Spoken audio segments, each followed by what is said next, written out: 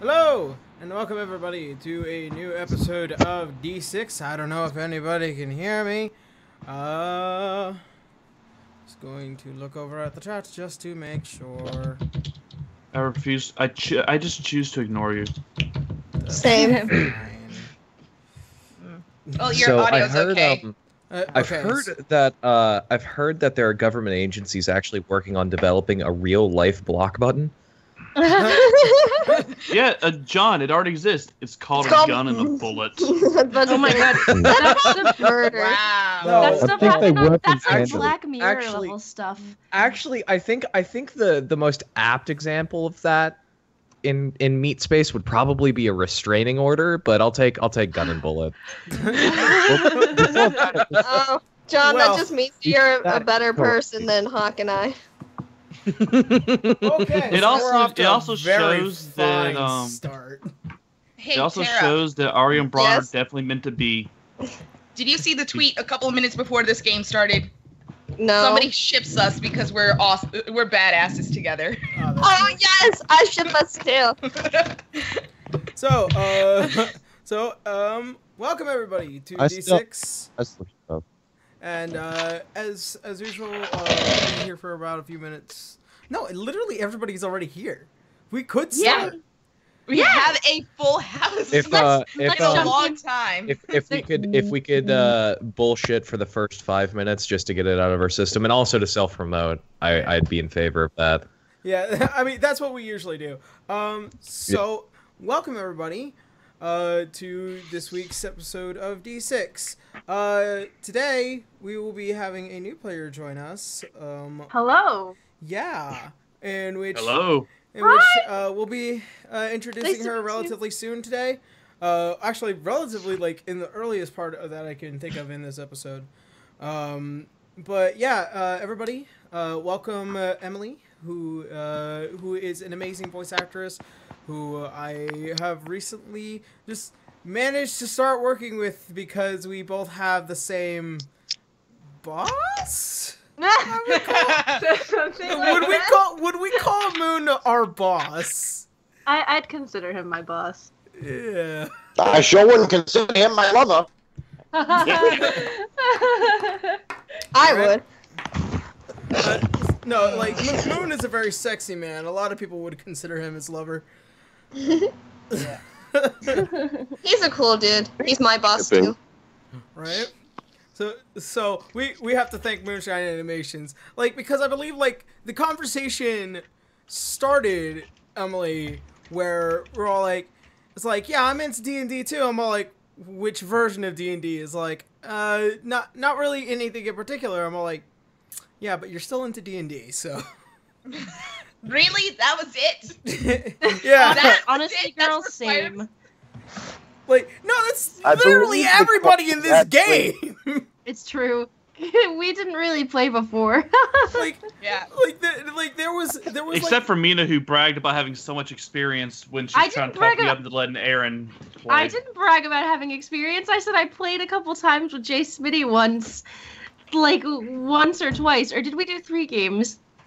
I just remember you telling me, like, in multiple messages, like, dude, you totally asked Aaron if I could be in the game. I have so much experience. I've played like 4 games. I didn't say Yeah, anything that about is not- I didn't say anything about experience. I said, yo, I really want to play D&D. It's a lot of fun. I've played it before. I want to play more. Hang on. Sorry. Interruption. yeah. I was like Yes. third person. Like, you had guys started with a different group, and I came in about 3 people. How was I the only one? How are you? Am I the only one who? Yeah, he just died. like I know, like That's my question. like The only one the who... only reason We why I didn't knew hear your Sam, question. Yeah, you cut out, Sam.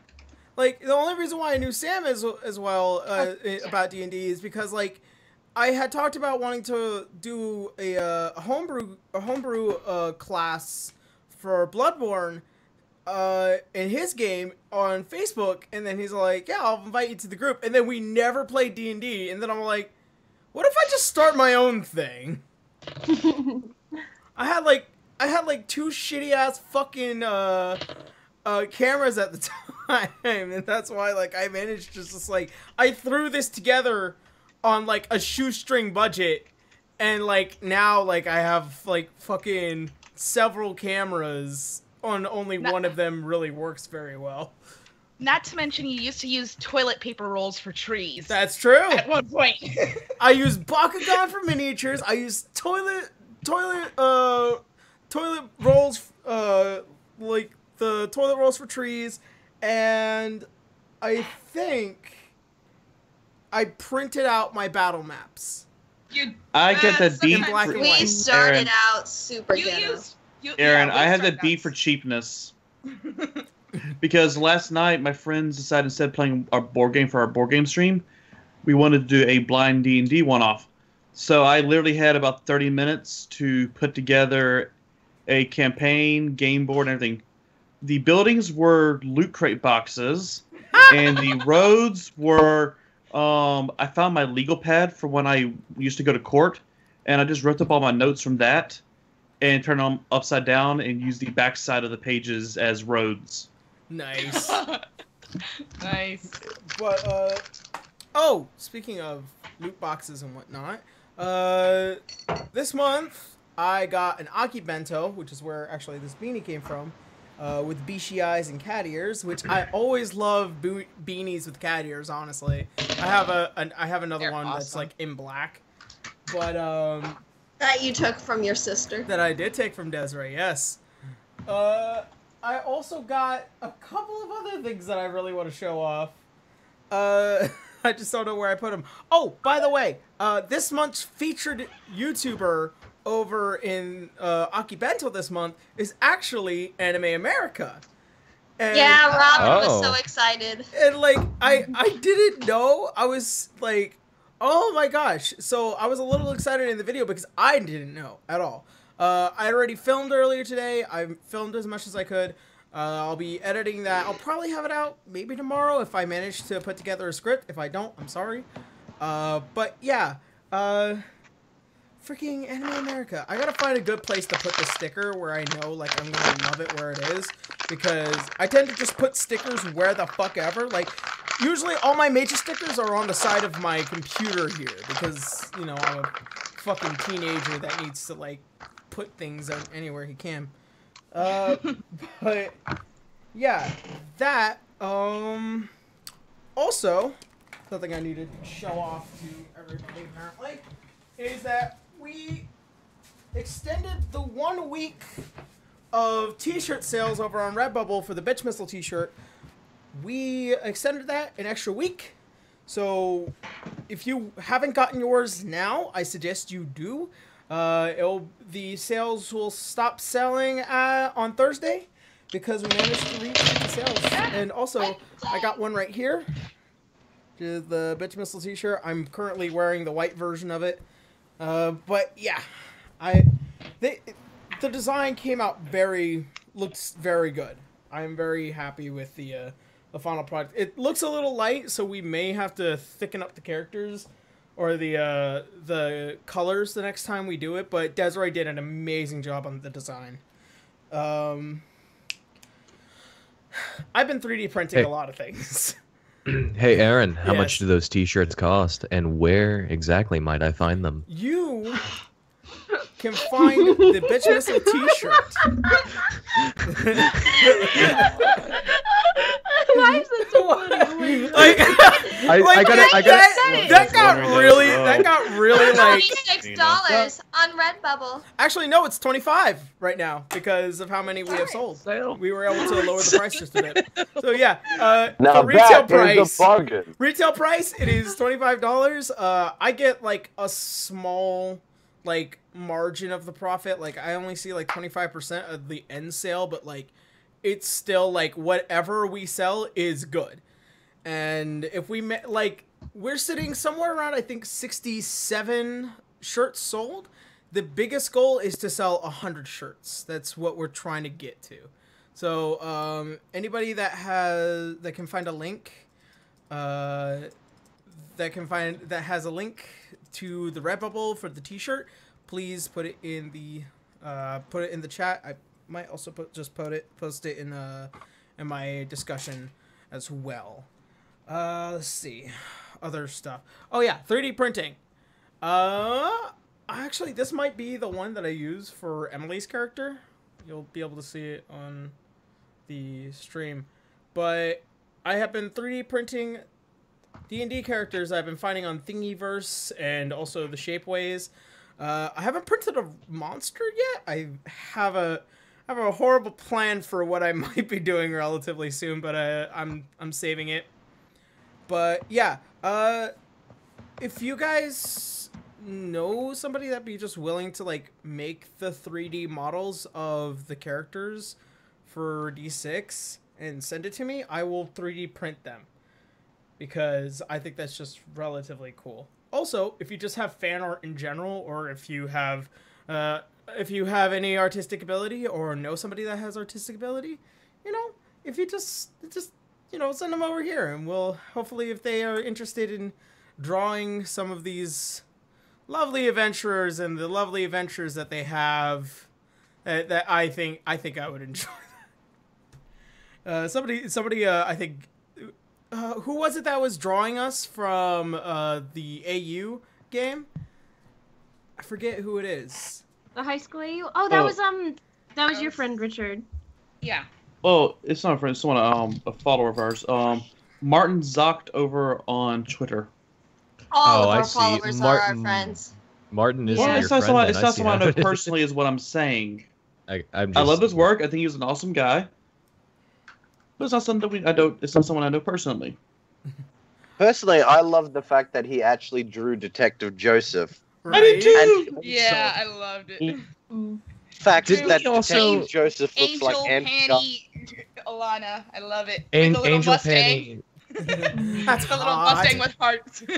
Okay, did you guys see his King Braun drawing? Yeah. Yes. Saw Oh it. I my saw that God. from last week. That was amazing. Somebody asked me what Yeah. that bamboo stick is for.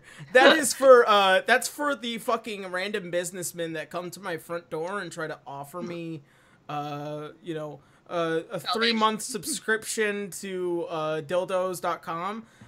Yeah, I just swat them away with that. Zocht_Marvin on Twitter. Hey man, don't be knocking Bad Dragon like that. One day they'll be coming to you and offering No, you brand no, deals. no! Hold the fucking phone. I regret ever saying that. How to kill a stream. How to kill a stream. Bye guys. My mom's right outside. I gotta go.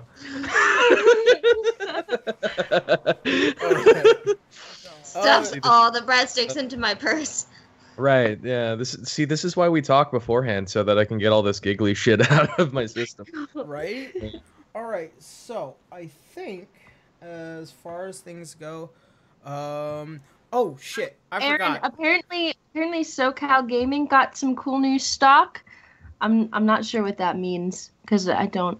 But I don't know. I was asked to say that. Who? Who said that? Yeah. I don't know who SoCal Gaming is.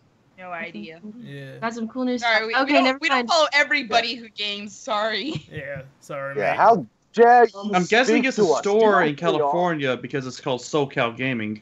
Yeah. Yeah. I mean. And they have new stock. I mean, shit. They want me to talk about their stocks. They can talk to me about sponsors later. I don't think he's from SoCal Game. I think he was just letting you know. Yeah. Just so you know, maybe. Yeah. So I guess I use you should Miniature check it Market out. a lot, though. That's the thing. Also, I forgot today was the day that I was supposed to post the patron-only vlog to talk about a few things. I have not found time to edit it. I was gone last night because I was taking care of my dogs from my old place, and I was just pretty much busy with still taking care of them today. So, aside from that, I will probably be posting the patron-only vlog tomorrow, and also the Akibento video tomorrow as well. And probably just try and get everything as much as I can done over the course of this next week. It's been a long week for me. It's been a very long week. Yeah, I can relate. It's been a very long, bad week on my end. Same. So, That being said, I think that is everything on my part. Everybody else. I'm doing a Pathfinder game tomorrow night at 10, and it's a stream if you guys want to watch, and regrettably, I hate having to do it, but I don't have much of an option. I'm going to be doing a donation request stream Wednesday night because in the past 2 weeks I have lost my home. We'll be crashing on friends' couches for the next foreseeable future. Have hospital bills, all that good stuff, and because I don't have a home, I'm losing my job, as well as I failed the bar. I found out Friday that I failed the bar exam, which, I had been kind of working the last 4 years of my life towards. So I'll be doing that Wednesday night on my YouTube and Twitch because I have a lot of expenses that, honestly, I just can't meet. I've been selling off as much stuff as I can, but that's not enough really to cover the things I need to cover. So if anyone wants to tune into that, give support or anything for that, just let me know. It'll be on my Twitch Wednesday, and YouTube, I guess. All right. Yeah. Oh, and I'm not going to be having any more regular streams because, again, homeless. I will be able to tune in for D6 though, because all I need for that is just a laptop and a couple dice. All right. Yeah. Oh, Thunder Monkey. I didn't know who you are initially, but I remember who you are now. I had actually met you at the SoCal Gaming. God, that was weeks ago, though, now that I think about it. Actually, around this table. So, Ava, what are you doing? Currently I am writing for a Marvel anime show. Currently in the initial stages of doing a mix-up of Iron Man and Black Widow Punisher, little one-off thing. That sounds awesome. Yeah, I've already got my cast. Well, all except for one of my main characters, and that's it. But that's awesome. And I'm working with Scaringo on doing Black Lagoon Abridged. Oh, We're finally... Yeah, I know. The twins are finally working together. My boy with an I at the end. Yeah, Scaringo and I have been wanting to do this for a while. We never get stuff done, so we figure if we get two procrastinators, we'll finally do something. So, like, double negatives equal positive. Yep, basically. And it has been confirmed that I am playing Lagoon. Lagoon is the boat. Right. Black Lagoon is the boat. Also, And sorry I'm for bringing my not- stuff up, guys. 'Cause apparently the chat does not like it. I apologize. Oh, The- no. There's Screw a gap of difference between not liking it and just acknowledging your situation. Yeah, I think they're just acknowledging it. Yeah. I don't know. Talk about whatever you want, and No, obviously ignore me. Never mind. advertise it. Sorry, Eva. Apologize, Eva. Sorry. No, dude, it's fine. You know how I am. But yeah, and some original content is coming out soon. I will be working on an animation reel soon because I am trying to expand my horizons of not just doing screenwriting but also doing custom animation. So watch out for those flash animations sometime in the next couple of months. So months or weeks. Depends. I'll let you know. All right, cool. Sam, what you been up to? Well, I'm going to be starting. I started this ages ago, but now I'm finally entering production. I finally recorded all of my lines. I was waiting on me. Funny enough, I had everyone else already recorded. I still have your lines. I'm going to be releasing in maybe like a month or two maybe shorter than that. It depends on whether or not I get my shit together. But a Dragon Ball Z Kai, and Hell yeah. it's going to be two episodes per every arc. And so far I've managed to write that way all the way to Cell Saga. And so scripts all the way up to Cell done. There's the old TFS comparison. So all I can do is beat Cell before they do. Good luck, my friend. They're getting close. Yeah. And then after that, I'm gonna fuck up Boo before they do. if they beat me Cell. Right. All right. So, Tara, what are you up to? I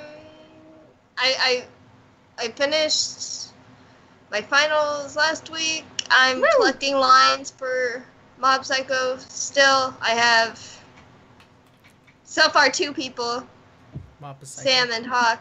Oh my god, Sam. Fucking assholes woke me up when they were recording.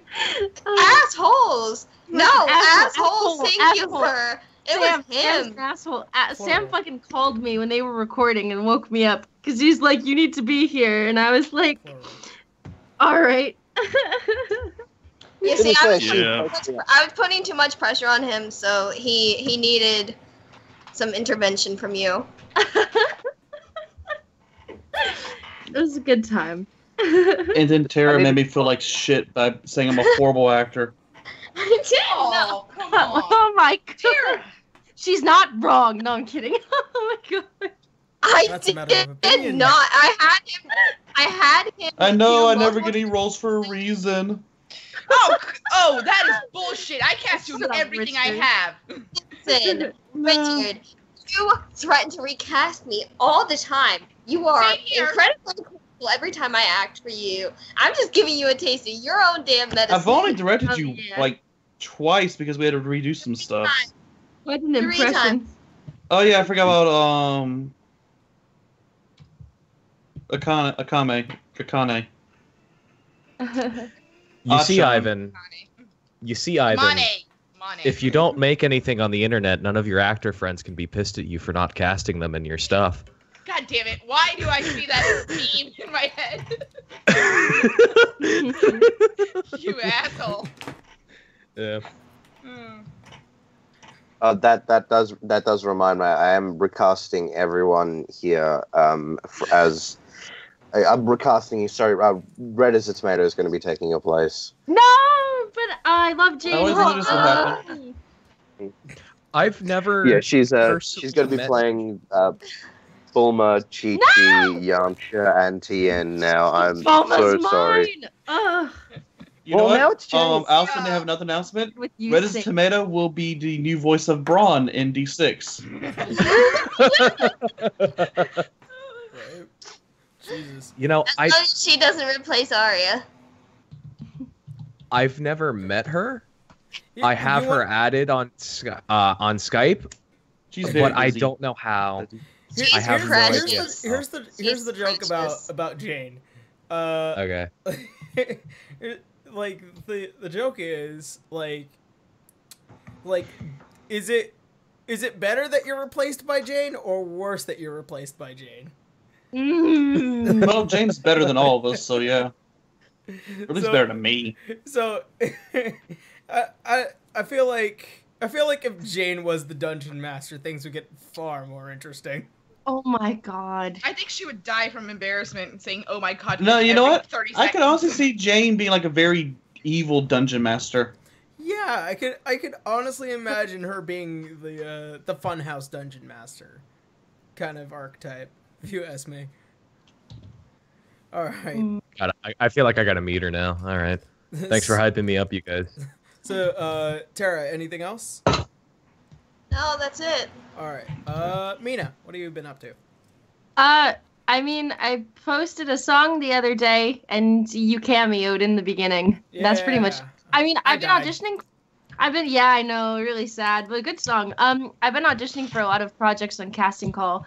And it's been going pretty well because I did like 40-something auditions in a week. Jesus. Yeah, I got a lot of time on my hands. Yeah. And I've been doing other stuff for other people because I'm starting to get more into like being active on Discord. So I've been doing stuff for people on Discord too. It's been going pretty well. Apparently people know who I am because I've been talking to a lot of like newer people and they're like, "Oh my god, I know you. You're in like a lot of things." And I'm like, "Oh my god, I'm not obscure anymore." That's a really good confidence boost. Don't do it for popularity. Do it because you love it. No, I can honestly say, Mina, you are less obscure than I am. That's not Like, what average. I meant. I'm surprised that people know who I am because I didn't know I was a thing. Because You're in a lot of stuff, dude. I like how somebody compared a Funhouse dungeon to the equivalent of Dark Souls. That is the most accurate like type of dungeon master who would say, yeah, if I really wanted to kick your ass, then I would make something much like From Software. But it's also like, here's the thing though, I'm proud of myself. I'm actually really proud that people know me because like I work really hard to do things. So it's like a really big confidence boost when people say, yeah, no, I understand that, but like I'm saying I was really pleasantly surprised. I gotcha. I'm teasing you, dude. I'm teasing you. Yeah. Because, like, you know, like, I do a lot of things, and I really like the things I do, and I'm glad other people like the things that I do, and, like, it just makes me feel good and makes me want to do more, and it's great. And there's, like, a thing that I might be in, but I can't say anything yet, because it's not confirmed. I have to wait a while to find out if I got cast in it or not. Hey, if I got a call back. Hey. Want to feel old? Oh, shut up. I already feel... Do you remember how long I've known you? I know. I've known a couple of you for a very long time. I know. It's been 6 long years since we've known each other. It's been about 5 since I've known her. Hey, Mina, how do you long want to have hear we known something each even other? fucking sadder? So actually, I've known Richard the longest. It's only been 5 years, Mina. I've known you. Yeah, but I've known you longer than I've known Aaron. So that was when I met you when I was 14. I'm 21. It's been 7 years. I've known Aaron for 6 years, and I've known Jason. No, dude, you were 15 when we met. Like, you were about to turn 16. Oh shit, was I? No, because I didn't meet Matt or any of the Walruses until like April 2012. God, it's all such a blur. I've known Matt since I was like 14. I've been doing this shit since I was 14. Oh my god, I met you when you were like 15, about to turn 16. I've been doing this shit since I was 12. You know how old I feel? Oh my god, yeah, but God like, damn. we grew Oh up. yeah, I started in 2008. We grew up on the I feel internet. fucking ages. We did. My Like first- veterans. My first 2008 is when I posted my Mermaid Melody fandom. God damn. You guys, my first you YouTube guys all made account me I feel created. really old. Hey, Because I didn't start till I was in college. I've been on YouTube since I was since 2006. That's when my first account. I made my first account 2006. I just turned. So 20 literally when I the year started. YouTube was founded. But anyway, go listen to the new song I posted. I did it in like 3 hours. That's why my stuff's always so rough. I literally bang them out and like that's it. Like it's either I stay on a song forever and never post it, or I bang one out in like a couple hours, and there is no in between for me. I either do it or I don't. So go listen to it. Aaron did a nice job in the beginning. Sadly, he died. Yeah. But yeah. Whoops. Danny, why haven't we done a song together yet? We should do a song together. Oh my god. It'd be really fun. Yeah, we should. We should do a musical Hang song on, together. Didn't I send you lyrics to something? I You did. was hoping you wouldn't bring it up. Please, not now, not in public. Oh my god. No. Yo, no. Mina still owes me By a the- song she said she was going to record 4 years ago. What song did I say I was going to record for you 4 years ago? The Macross Plus theme. Oh, dude, I'm still working on that. Do you know how hard that song is for me? Eventually. 4 years later, I'm still working on it, dude. You don't understand. Yeah. You don't understand. You don't understand. My voice isn't strong enough to carry all of those notes yet. It will not sound good. That is a song you can't fuck up. That's a very serious song on my list. I have a couple of those. Like Whoa. Dancing I in can't. September. Hey, Yeah, wife. Hey. Why don't we do a song together? Because you always say no to me. You asked me like once. You asked me like once to do one for Richard. You asked me to do that Dango song from Clan Yes, Egg. You That all was the for time. me, but you didn't do it. I ask you all the time why you don't sing more. You and you sing. don't. Yes, I do, because you go no voices. I feel slightly bad for Emily right now, honestly. Huh? Yeah, I know. Emily, hi. How's Korea? Oh no, dude, I'm chilling. I'm eating chips. I love her already. like she hasn't gotten a word in edgewise about things she's doing. It's like, She's just okay, getting out popcorn and eating and listening to I don't know what to say. like it's She's talk about- probably talk sitting there about things thinking, that you- wow, I came here to play D&D and all these nerds are talking about their fucking acting life. Like talk about like off the grid. We got off on a tangent. Yeah. Yeah. Long we story short really is- need to stop doing tangents. That's Yeah, we said First 5 thing. minutes. It's now been half an hour. yeah. Yeah, let's wrap it up real quick then. All right, Emily, stuff that you might have been doing, like off the grid or other important Oh, cool stuff. well, before I went on my flight, I finished recording something for Daitomodachi. Oh, I am. Doing that tomorrow, actually. I love that guy. I had to finish recording something for Moon, like the rest of the season, because I'm not going to be around for another month. I love Diet. And that's, well, I'm actually currently working on like a little animatic, but that's going to take me a while because my sleeping pattern's all messed up and I keep falling asleep at odd hours. Fair enough. What time is it right now for you? Right now, hold on, it is Monday currently, and it is like 10:33 a.m. Oh, That's Good morning. It's a good. Yeah. good morning start. to Thank you. you. Good evening. That's a good start because Yeah. Hey, good morning. By the time Good morrow. by the time we end, most of us are going to bed, whereas you just started your day with D&D. Should be getting Yeah. lunch. Hey, are you kidding? I hate you. I'm starting my day with D&D. The game ends at 6 a.m. for me. and honestly, for her it's a little bit better than for your situation. no, You- honestly, Emily Oh, no, is no, the no, one Mina's that's the most complaining clearest about it. coming through Yeah. right now, because like being in South Korea is like the best internet possible. So like she's coming in through like clear as crystal. Everyone else slightly rough. I don't have the best environment, and even though I've got like a decent XLR mic, my interface is a little junky. So I wish my setup was a little better, but I don't use it for anything, so I can't really justify dropping another $200 on it. No, it's You know not. what I mean? Well, I have some good news on my end. My company is actually paying for me to get soundboards in my room. Woo! Oh, That's fuck awesome. yeah. Soundboards, $200 soundboards a piece. Hell Not yeah! to mention, my spare closet is actually going to be turned into a recording booth on the company dime. Hell yeah, it is. Fuck yeah. I am Oh, going to get a damn. brand new setup by next month, so I'm Hell happy about that. Yeah. Dude, that's That's awesome. awesome. Yeah. All right. So I think Internet that's, claps. that's Congratulations. everything. I think that is everything for everyone. Are we all good?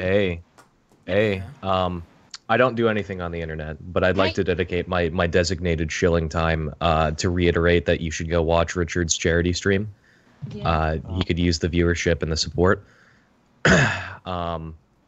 I don't know if there was like an exact link you wanted to give out to that or when that was happening. It'll just be on my YouTube channel, like or Twitch. I don't know what time I'm gonna be starting it or who's gonna be with me and all that. I gotta get everything set up still. Okay. I want to use this time to say, hey, Jay Smitty, when are you gonna do that video we were gonna do? It is- I'm gonna use this time to say, hey, let's start D6 Good plan. before we get off on a tangent. So, Okay. So that being said, let's go ahead and jump on into this episode of D6, where we last left off with our players. After their recent victory over the preliminary round, Team Shadow Gear had achieved victory, and in doing so, they had spent the day kind of just going around having a pretty normal day until Joseph on a burning airship crashed in with his assistant and started that whole endeavor of situation. And then going through the town, having a conversation and a little bit of a scuffle, the group decided to head back for the rest of the day and decided to confer with the shadow agent who had been asking for the group. It is found that the shadow agent, along with Tiny Nuggins at the time, had been talking about a current situation with the New World Organization as they are beginning to ramp their plans back up in order to release Tiamat from the Nine Hells. In doing so, they all conversed. They decided that it would just be a lot more easier to just go through the Tournament of Chord and try and find which team probably might be supported by the New World Organization. In doing so, Joseph was taught a brand new particular ability by none other than Tiny Nuggins. And after many fades to blacks and wishes that was made, and also the requesting of a companion to return, the day had ended. It is now the beginning of the new day. Which companion? Do we need to restate what the wish was? No, we do not. If anybody wants to find out, they can go find out from last week's video. Is that up already? It's up on the Twitch. It's up on Twitch. Oh. It'll be up on YouTube, hopefully maybe next week, if I find time. I have a lot of things to edit, you guys. Yeah. Hey, did we ever find that old episode 5? There's a whole section between episode, 23 to 33 that's gone. What the hell? I was actually going through all the old videos because I have lots of time at work. So I was like, you know what? I'm going to go through a couple of these videos. And I'm like, there's no episode 5. Fuck. Yeah. We don't get the introduction to a couple of characters. Yeah. There's still the special edition. There's still some episodes, some are just, blocked by the country because of, the music that I had used at the time. And which that is a whole mess in and of itself. But, hey. So, it is now the new morning. Everyone has woken up. Everyone has gotten out of their beds. And everyone is preparing for today. Unfortunately, Oscar, you are met with a loud banging on your door. All right. Is that me? No. Okay. Oscar had just probably gotten done with his morning prayer. Probably isn't fully dressed yet. Maybe only has his shirt on rather than his full jacket or his armor. So a little groggy, hair messed up, sleep in his eyes. He probably stumbles over to the door and lazily opens it. As you open, you are met with a large individual covered in plate armor from head to toe. And you see clearly on the front of his chest is the symbol of Pelor. And you see in his other hand, he reaches out and he holds out what is a scroll with a message on it. And you hear in this low, deepened voice, "This is from Father." I stand at attention, take the letter from his hand, and sort of bow forward as I nod and just simply say thank you. You can definitely tell that he did not want to wake up this morning either, but also he especially doesn't want to be here as a mailman. So he as vague as it was, he is there. He handed you the scroll. He gives you a slight nod, and he turns, and you can hear the large clanking of that metal plate as he's walking down the hallway, and he walks away. I can't really do that noise with my mouth, but yeah. Ka-chink. Yeah. He's definitely one of the paladins of Pelor within the city. Yeah. Oscar sort of gets real stern. He closes the door pretty swiftly. There's like he gets kind of stone-faced and sort of moves with purpose back over to the table in his room as he sort of unrolls the scroll and he starts reading through. As the message reads, it is from Father of Orsk, or from your hometown. And Oric, yeah. Yeah, of Orc. Sorry. Yeah. It is from the Father of Orc, and it is basically the finalized paperwork for today's preliminary match. You do seem a little concerned, though, as you remembered that one of your companions that was supposed to be fighting with you today has gone missing. Right. I'm gonna go ahead and put all of that in my pocket, like just to wrap up and put the scroll back up. If it came in a case, I put it in there and then put it in my pocket, or however that works out. And I'm gonna go ahead and walk down the hall real quick to wherever Alana's room is in comparison to mine, and go ahead and give it a quick, not like a cop knock or too firm, but you know. Yeah. Alana, you hear a large knock at your door. Well, luckily I'm up from meditating because I do my morning meditation as well. And I get up slowly and I just go to the door, open it. What do you want? It's before noon. Like no hangover in my face or anything like that. Oscar's sort of leaning up on the other side of the doorway, not in his plate armor, which might have been the first time you've seen him that way, other than the time I think they went to the bar. Yeah. He just sort of cocks his head back down the rest of the hallway and goes, you haven't seen Phala around, have you? No, not since the other day. Why? What's going on? Well, we compete today, don't we? Yeah, we do. How about we go check her room? Sure. Let me just get dressed. And Alana just puts on a shirt and her pants over her shorts. So what was she wearing before that? I'm wondering. Like she sleeps in a bra. Okay. Well, Oscar in her battle bra, basically. Okay. Oscar was a married man and a noble churchly man. The allure of women is not strong on him, so he was unfazed. But it was just a bra. But it was just a bra. It's important to note. It was just a bra. Mm-hmm. All right. Vag in the open air. So, Alana and Oscar, you head down to Phala's room. Mm-hmm. It's knocking. Phala! Yorick! Actually. There is no answer.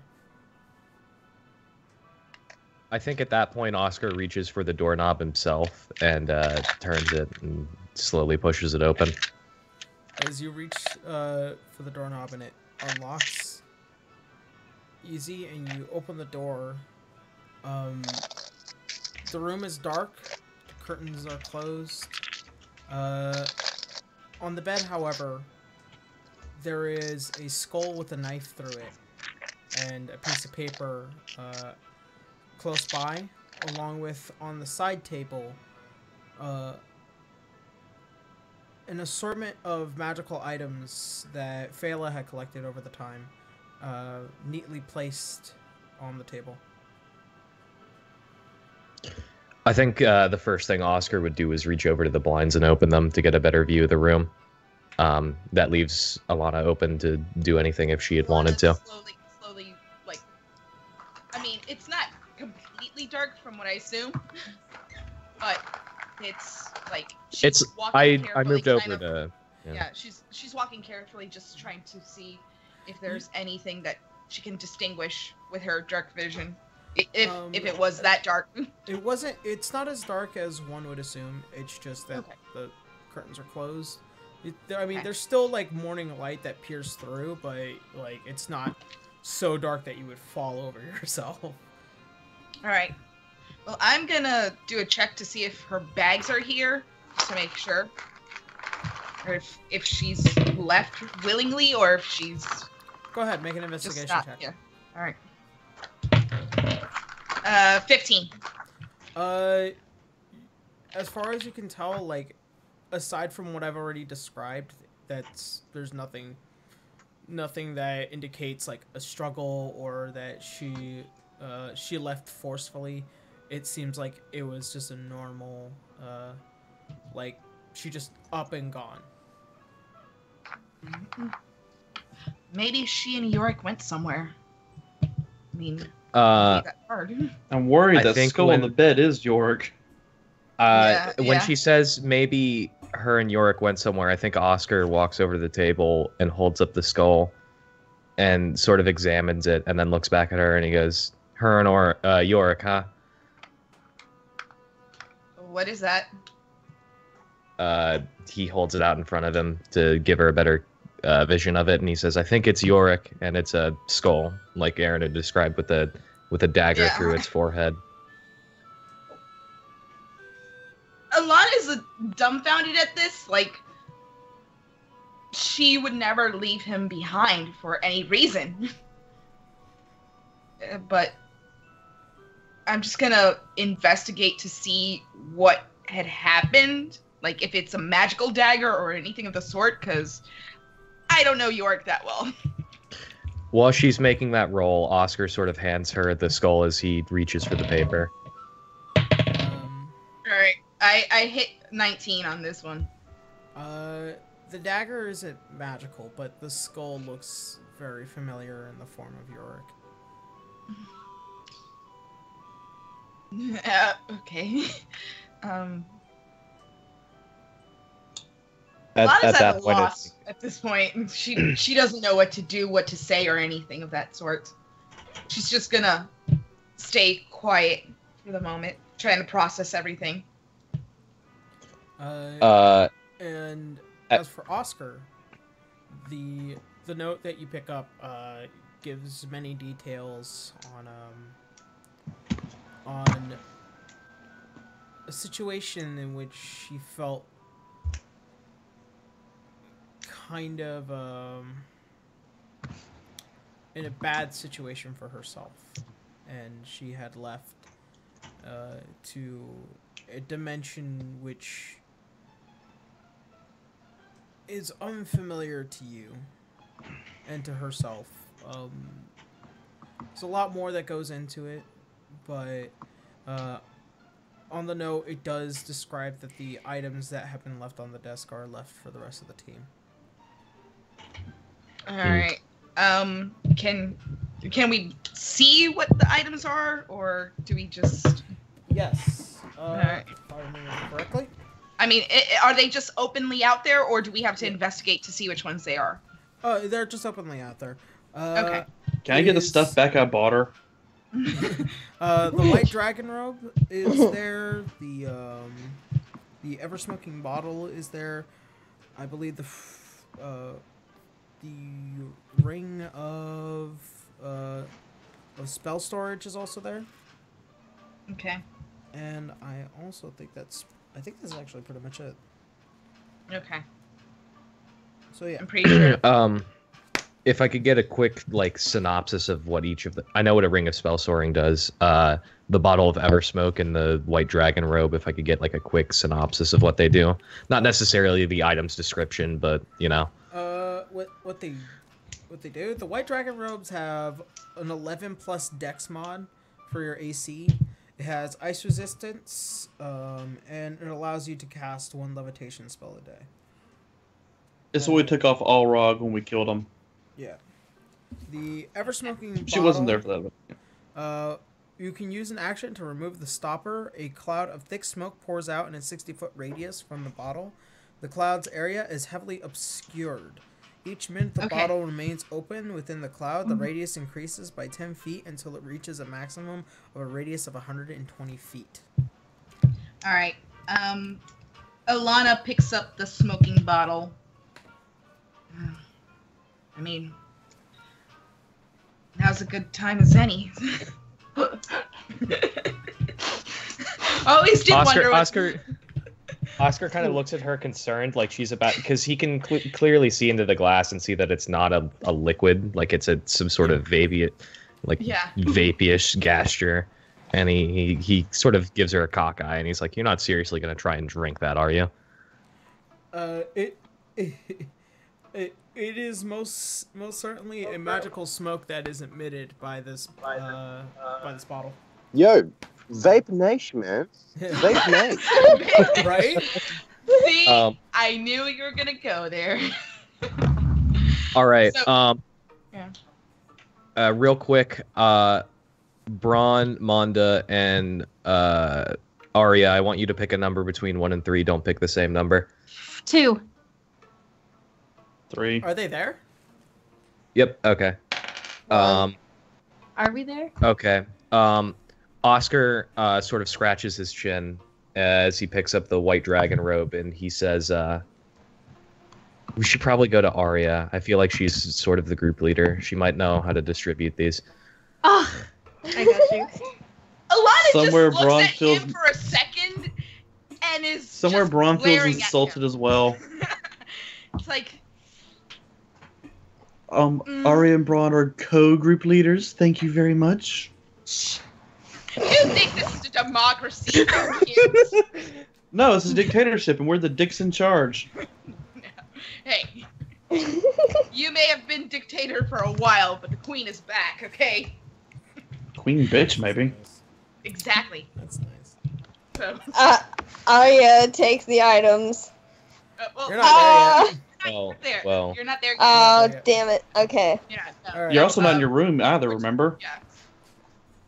Oh, Oh, Now that- chicka that, bow wow. All right. Oh! I like where this is going. Let's keep playing it out. All right.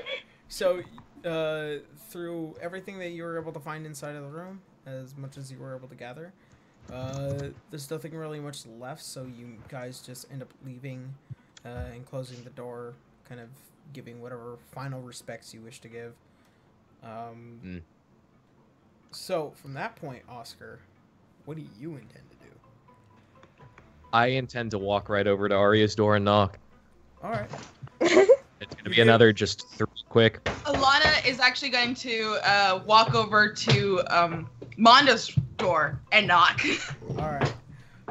Oscar, you get no response. I'll wait patiently after knocking one more time. All right. Lana, you knock, and Monda, you hear someone knocks upon your door. Are you even awake right now? I want to say Monda's crawling back in through the window. Okay. Make a dexterity check real quick. Yeah, Well, she's like flying back in through the window. Still, make a dexterity check. Okay, hold on.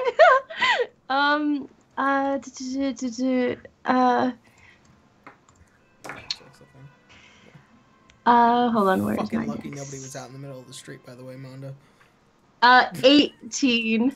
Oh, am 18? I still hiding? Am I still hiding from an Asmar? But there are Asmars in this tournament. There is, however, it's just you're lucky that nobody was out in the middle of the street to be like, oh, what's Okay, that? then never mind. Then she's climbing back up through the window, so no one Still, sees. same thing.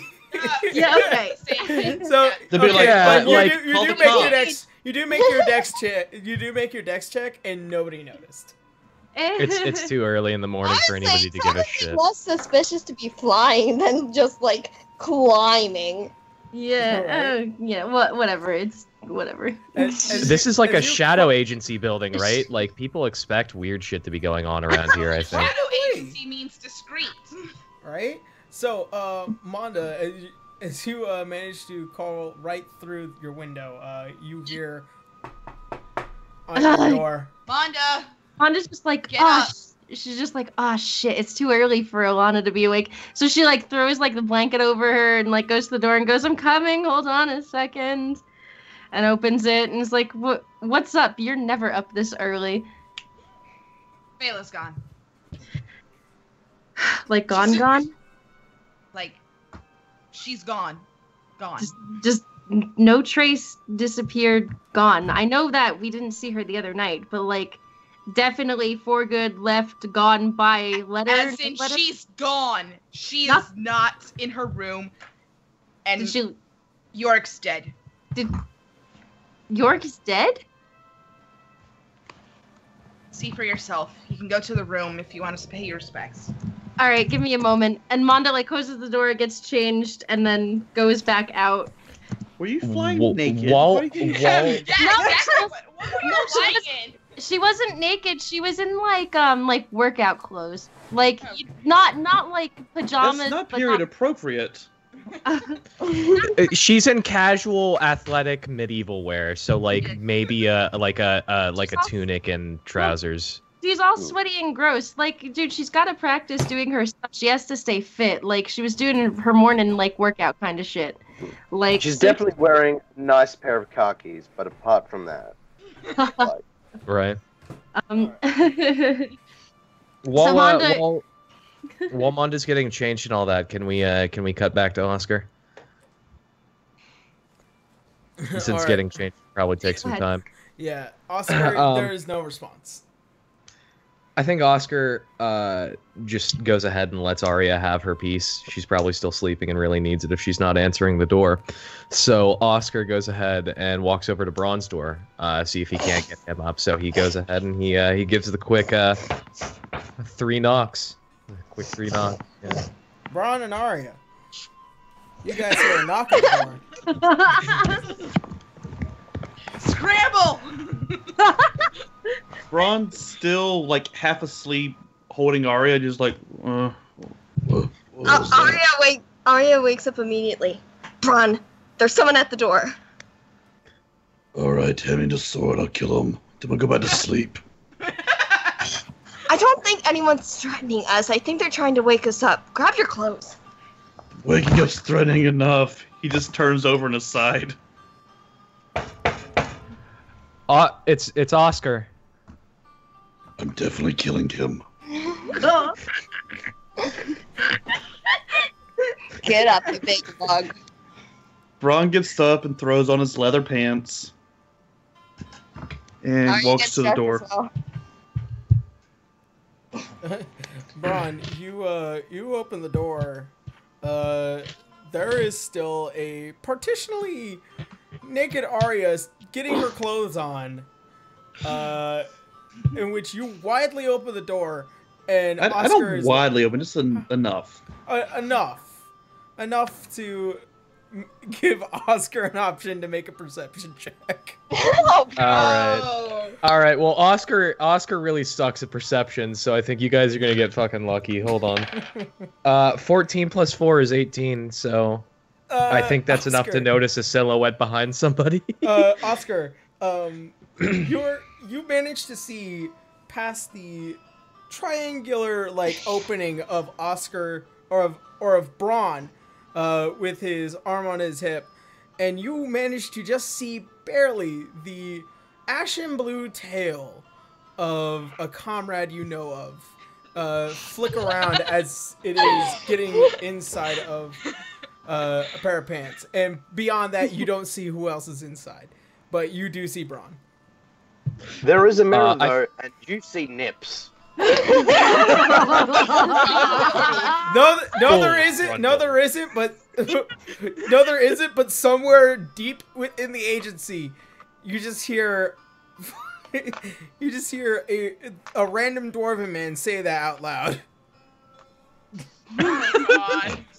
Okay. There will be nips. I think Oscar sort of peers past Braun's shoulder for half a second. He goes, "Oh, is this bad time? Should I come back later?" Braun at this point has pulled out a throwing knife from the side of his pants and has it pressed against Oscar's crotch. Oh my god! Pull out his. Just Okay. slowly, Oscar. Just walk away slowly.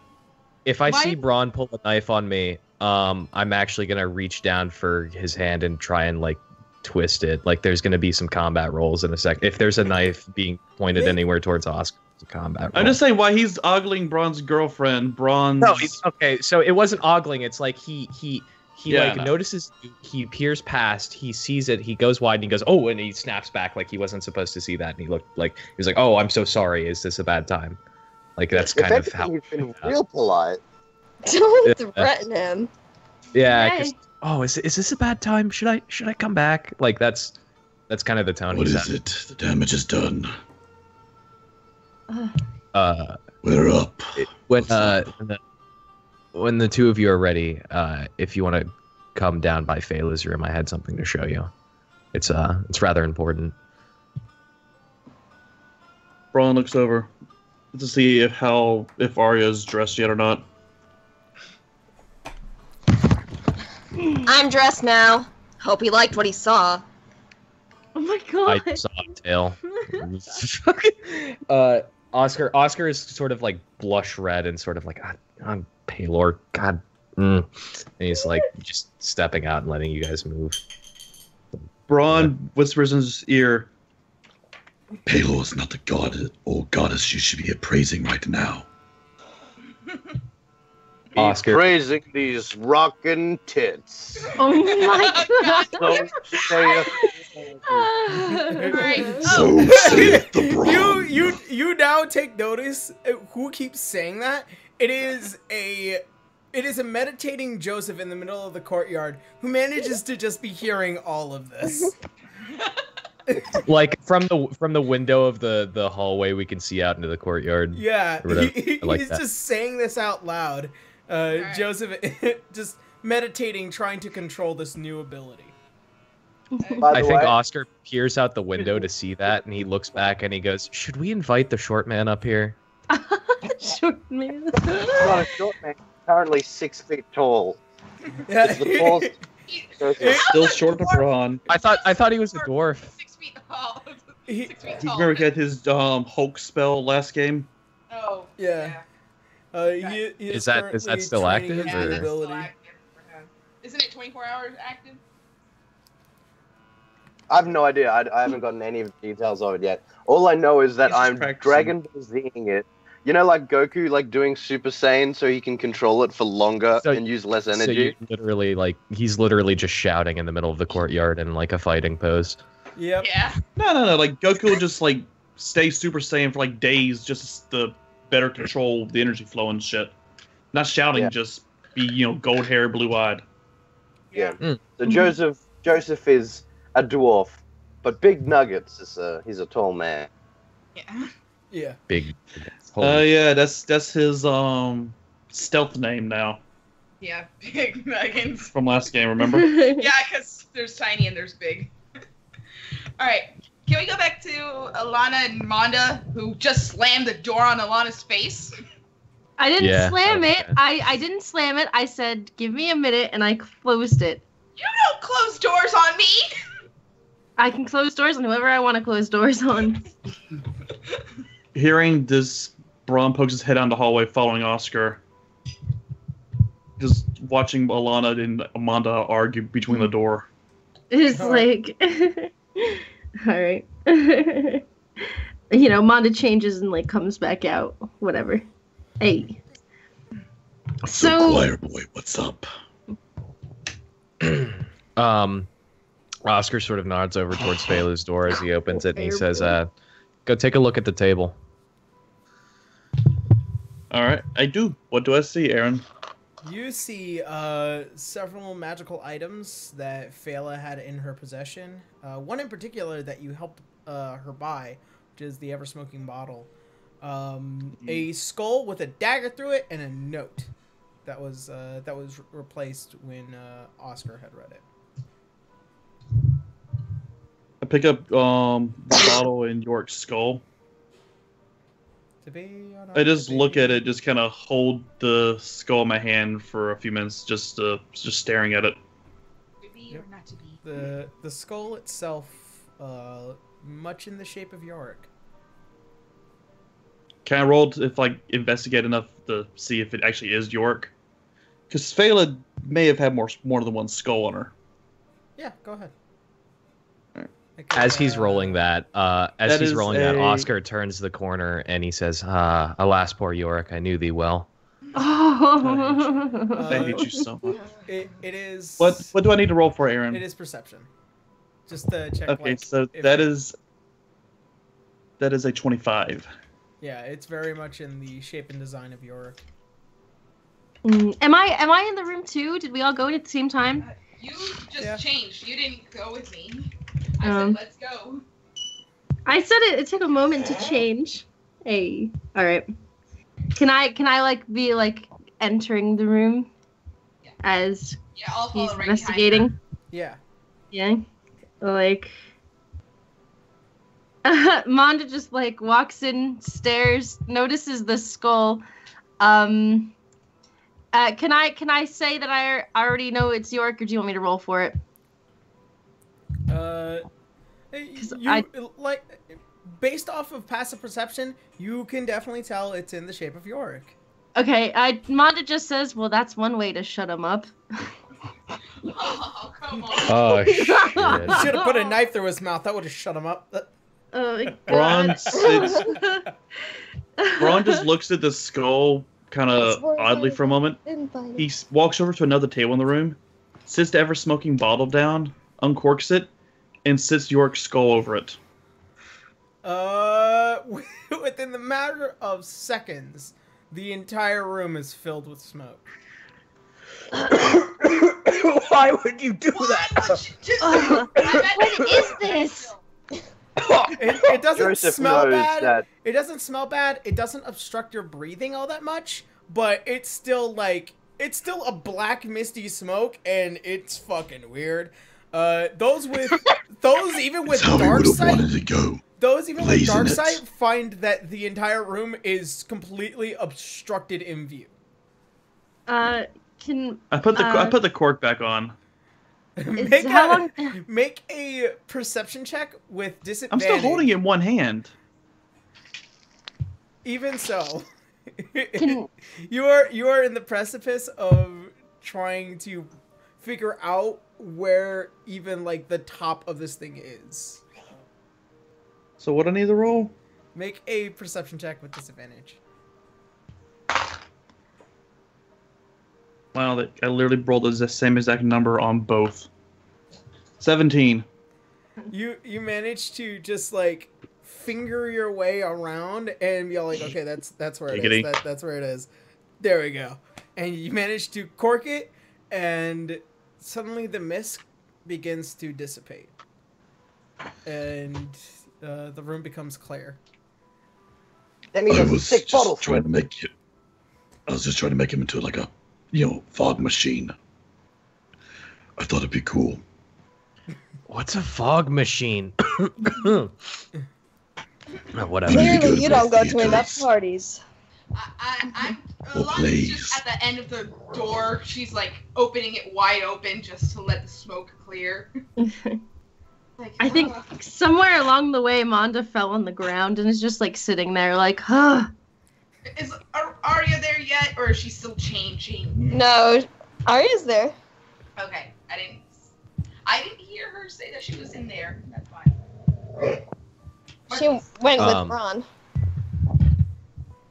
If everybody's present, then I think Oscar is gonna go ahead and take the ring of spell storing in one hand and Yorick in the other, and he says, "Now, if it's not too much to ask, I think we ought to distribute these items however fairly we feel possible. If it's not too much to ask, he pauses and looks over at Braun, and then he holds up the ring of spell storing a little closer to his face, and he says, "If it's not too much to ask, I'd like to hold on to this one." Very well. He palms it, and then he says, "As the rest of you do that, I'll go ahead and be giving Yorick his be giving him a proper burial." I'll go with you. And at this one, Alana says, yeah, you guys can distribute the things amongst yourself. I will be in my room meditating for a bit." And I just walk back to my room just to cope my own way. All right. Mm. All right. I just so, put the ever smoking bottle in my back of my bag, I guess. Mm. By the way, I have my beanie over my eyes for majority of the time. I did not see anything for like the better part of like 2 minutes. Yeah, I saw I'm just like, it's like I know what's going on. I don't have to check. Sorry about that, you guys. All right, so as the morning does continue, you guys do a few of you notice that there is a bit of noise in the front office. It sounds like some exciting voices. Who will be going to the front office first? I guess I was already on my way down with Monda, yeah. Yeah. I guess Arya and Braun will go down there as well. That cool, Arya? Yeah. Who took the cloak? I guess I'll give it to Arya, I guess. Okay. Okay. That's fine. Oh yeah. After that, you see that the bottle was gone. Yeah, I kind of might have sniped it. Oh, what, you stole the smoking bottle? Yep. Just who had it in their possession last, or was it just put back? It was. I said I had it in my hand. You had it. I thought you said you put it down after you opened it up. No, like I closed it. I was still holding it. Oh, okay. Damn. You can try to steal it from me. Nah. Glad that's the conversation. All right, so Oscar, Braun, Arya, and who else? Monda. And Monda. Yep.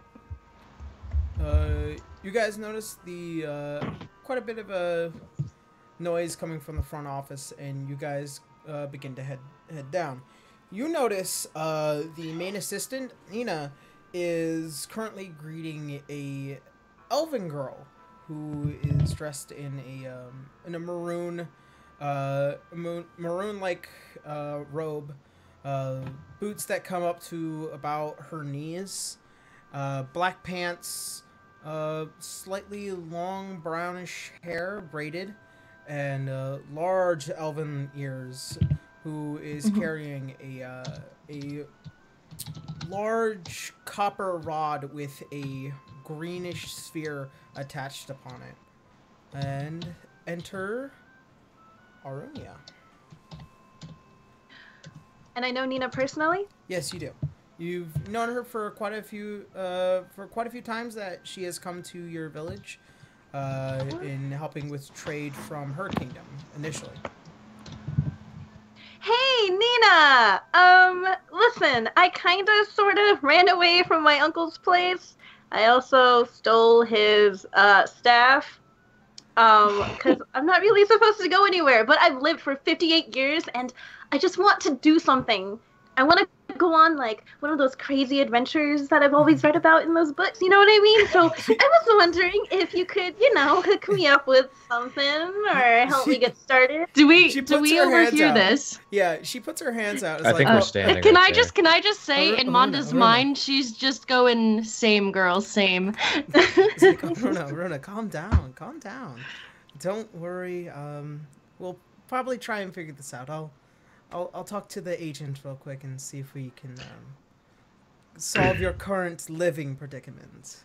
Okay, I just have to, get on the road real quick because my uncle's probably looking for me right now. I would assume so. This probably wouldn't be the first place you look though, but let's not shout these things before out she finishes. I'd like to cut her off, and I'd say I've actually got a bit of work for a particularly hungry-looking adventurer.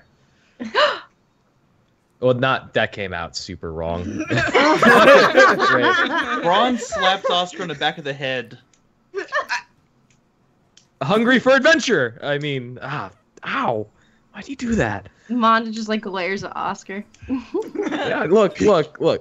Next time you open your mouth, boy, pick your words a little better. Hey, I'm trying. Try harder. You embarrassing paylor. I have. You don't speak for my god. Before. Hello, I am Braun. Pleased to meet you. Oh, sorry. I got a little lost in thought. I'm Maruna. Nice to meet you. Oscar extends a hand out between the two of them having their exchange, and he nods. He says, "Oscar of Rick." So, are you guys adventurers too? Something like that. My name's Monda, by the way. Pleasure to meet you. Oh, nice to meet you. Among these, Ron nudges Aria. Among these many individuals, it seemed like a ragtag group to you. Oh god, my camera froze. Again. Dang. I love it when that happens. Let me fix that. While he's doing that, Oscar sort of looks. Okay, you'll have to excuse me for a moment. What was your character's name? I don't think she said it out loud. Oh, Aruna. No. Oh, she did say the character. She said like to the. And she to said Ron. it to the. Yeah. Okay. She sort of looks her up and down. He sort of looks her up and down. And he kind of just tries to size her up, like as an adventurer. Like, did she got her chops? Like, she's not some level 1 walking into the Shadow Age. Hi again. All right. Yeah. And we are live. All right. So, sorry about that, you guys. My camera froze, and then everything crashed. That goes to show that I need to get better production stuff. I'm like, I really am thinking about just buying new cameras, but they're expensive, so fun. You can help him afford those new cameras by donating to his PayPal or subscribing to his Patreon. Jeez. Thank you. Those words. Thank you, John. Walking advertising. But I mean, he's not wrong. I know. He's not wrong. No. I there's nothing. I'm just spitting truths. I'm just letting you guys know. Sometimes things happen, but they could be better if you donated.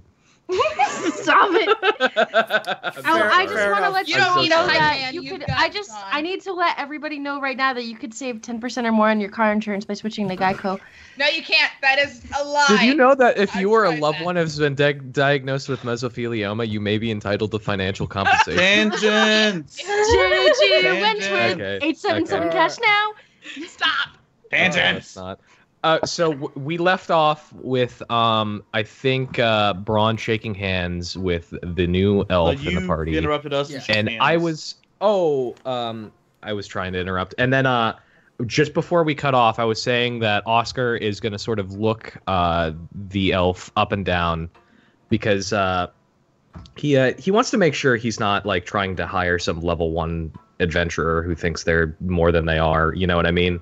Like, there's no appraise skill in this game. And I looked, and Insight said it was about determining people's intention, but it's a wisdom skill, and I feel like this would be Insight. Make an insight, yeah. Make an insight check. Okay. Yeah, I just want to see if it scrub. looks like she, cause she talked like she was a scrub, but she could be hiding her. Okay, well I rolled a 6 and I've only got a +4, so Oscar's sort of like off his game. I'll work with you. I'll work with You size up to the extent. I rolled a 22 on perception, if that helps, because I want to know. It who would she be is, insight. It would be insight specifically. Oh. Mina, Let me do Mina, insight. Yaro, I Oscar? just got a nat 20 on my. Oh, then the insight insights. check. Then my insight's even higher, so it's literally over 23. Okay, hold on. Your insight is over 23. No, Without the like modifier? with the modifier, Okay, so Okay, your there you insight's 23. Oscar, it's I just over get- 23. you see a small elven girl. That's what you can pretty much tell. 26. If she looked like any normal human being, she'd probably be somewhere within the age of like 16, maybe 17. But probably in elven years, she's probably lived a lot longer than you. And probably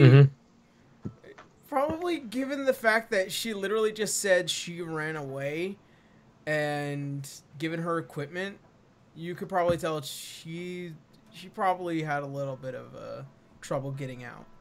So Yeah. So she's not looking too hot. Well, Okay. Well, not to for mention you, Monda, though, for what your insight was, I think based off of stats, you can definitely feel there's a lot of magical aura around her, and it's almost as if it's raw. It's completely natural, based off of what she's just admitting. But given her physique in comparison to yours, she couldn't throw a fucking punch for shit. What'd I get for the nat 20 roll on her? Pretty much the same thing. But you can definitely tell if a small breeze came through, she'd be swept off of her feet. But she's like really, really high on magical energy and power, huh? Yeah, she can probably cast a thunderstorm and strike you down with a mighty blow. But if she tried to punch you, she'd probably break a finger or two. I feel like Monda's I feel like all these similes are very accurate as to how me and Emily were talking about this earlier. I think like Monda's going back and forth in her mind whether to be like impressed or worried for this person. So, Arona, what clan are you with, or where are you from? Oh, fuck, I did not think about this. Yeah. Because that affects your interaction with someone else. As far as things for you, the main part. Well, I'm not there right now, so. The rest of the crew probably don't know, but you are more close. You're probably one of the branching clans from the Diamond Enclave, which is in the, I believe, the Western Tundras, and so you managed to get here through magic. So as far as like everything goes, as well as you know, like you're one of the many branching clans from the Diamond Enclave, which you also know based off of history that the current queen of Alanon is also from the Diamond Enclave, so you're technically cousins. Okay, cool. Yeah. Whatever he just said. Whatever Braun that disembodied voice said. Braun just takes in that giant info dump that she just blurbs out very quickly. I see, so you're cousins with the queen. That's interesting. Oh no! This is Arya, by the way. Because Tara wasn't here to introduce herself when... Yeah. My name is Arya Hope. I'm very pleased to make your acquaintance. And I think I'd be like kind of weirded out at her appearance. Initially, yeah. I'm just like, yes, hello. Oh god. She's even you try to Arya notices her discomfort. Arya, due to the nature of your being, you can definitely tell like she's trying very hard to not take notice to the fact that you are in your tiefling form is definitely off-putting in this initial reaction. So you don't need any tieflings either, Arona. Huh? Arya just Braun's goes a little closer threatening. to her. And Arya is going to be a little bold and put an arm around Arona. So, do you have any time to listen about our Lord and Savior Osmodius? Oscar shoots the fucking, like, not dirty, but, like, most concerned look over to Arya, and he sort of shakes his head and he goes, "Oh no, you're not gonna corrupt this child." Oh my god. Oh, what about the high goddess Arya Hope? Braun lays an arm on her other shoulder. Oh my god. Oscar is like smart. doing She is the smart. cross with his hands, like I he's think- doing the cross with his hands, like whatever that is for Paylor. Maybe it's a circle. No, it would be a circle, or like It would be a basically, circle. Basically, what it would kind of look like this, as like you're trying to like make like a sunshine. Oh my god. Well, Oscar's It's not Oscar's like being total- the thing from fucking Mad Max. It's basically like this. Oh god. Okay, Oscar's being a complete nerd, fucking trying to do his holy hand gestures, and he's praying to himself, muttering like, "Lord Paylor, please, my companion." Arya starts laughing really For the hard. blaspheme. All right, at all this sound and all this laughter, Alana comes down, and you guys see Rial, because Rial is here now. Is it? Braun is very happy to see the bird. Yeah. He liked the bird better than the fire cat. Yeah, it's like, am I interrupting something here? But Alana, is he? Well, you said he would get there immediately. He would get there. I didn't say immediately. Okay, all right. She comes down by herself. Spoil sport. Am I interrupting something, or is this something that you guys have thought about as couples? Is it one of those things? Oh my god. And Alana just looks at the new elf. Oh, hello, cousin. You can definitely immediately tell as not anywhere in particular, but like there is a crest of the Diamond Enclave on her suit or on her robes. Okay. So, does this mean we're related or just like from the same area? No, they consider themselves family. Yeah. They all consider themselves one giant family, so no matter what clan you are considered cousin in a way. Yeah. You know? Ohana means family. Yeah. Family. The history of the four clans comes from elven brothers and sisters in their initial development, in which they spread out in order to kind of promote nature-based magic, and also there's a lot of druids, there's a lot of rangers, there's a lot of sorcerers and wizards, in order to manipulate nature itself or to help promote nature. Whilst each individual clan, while the Diamond Enclave is more towards the tundra side, where there's a lot of snow, there's a lot of winter. The Fire Enclave is within, I would say, the Excelsium, where there's a lot of heat, a lot of sand, a lot of fire. There's also the Sapphire Enclave, in which they handle out in the Bordean Sea, in which they are more ocean-based, water-based. And then, of course, where Alana is from is far south of Alernon, or Aurario, in which they're more nature and more earth-based with trees and nature communing. Yeah, a lot more communing life. Now, while each clan does have their own particular faith, Melora is technically the hierarchy of the gods that are praised by the four clans, but there are elven gods that are praised, much more like Sihanin would be praised by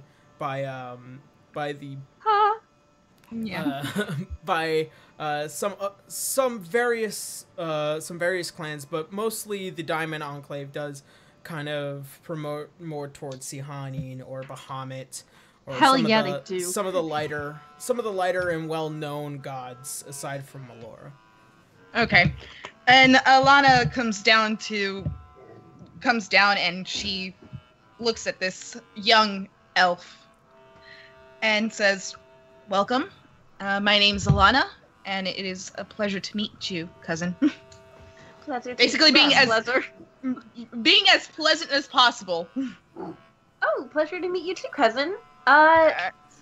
So, what are you all adventuring for? We do a lot of odd jobs. Now, if I may ask, how old are you? I'm 58 years old. Oh, my sweet dear child. Why are you adventuring now? She's so proud of herself. Well, it's kind of complicated. Okay. It's kind of a long story, but I've grown up to live a pretty sheltered life. I was named after my dead brother, because it was my parents' way of coping with his early death. Oh. And they didn't really let me go outside much. I mean, I lived a pretty okay life, I'd say. But I really just want to go and do stuff. Manda just says, "Go for it, girl. I was raised in a nunnery." Okay, at this, Alana. I was raised by mercenaries. Alana looks at Arya and says, "By our elven standards, she is still merely a child. Once you turn 80, you are technically an adult, so we must protect her." Oh. Oscar comments rather protect oafishly. his He's child. like, Oscar comments rather oafishly. He says, 54 is pretty old to be an adult. Or kid. 50. Yeah, I meant 50, 58, 54. 58. Oscar looks as confused as I sound right now. Braun put his In hand comparison on to- Oscar's shoulder. Alana just goes up to Oscar and says, "Please, Oscar, just look pretty there." Right? And Yeah, back. in comparison to Helicia, like Helicia, well, much younger, like generally speaking, Arunia is more in her late mid-teens. Yeah. Probably closer, like I said, to 16, 17. Yeah. Alana, okay, for you guys who don't know, Alana's 125 years old now because we've been adventuring for a while. So, Oh. Yeah. yeah. It's 125. Braun's gonna put his shoulder, or excuse me, his hand on Oscar's shoulder and lead him away from the group to explain how elf age works. In response to what Alana said, Arya just nods and says, "I was on my own as a kid. I'll do everything I can to protect her." Would I, by I any could always chance, raise her the way my guardian raised me. Would I be able to I think- join you guys? I think there's a Well, quick moment, real quick, when Hawk pulled me away. Oscar says something to the effect of, "No, I get it. She's a, but 58, man. You think you get it by then?" Oh, God bless. Braun just looks down at him. How old are you? Oscar. Ah, God.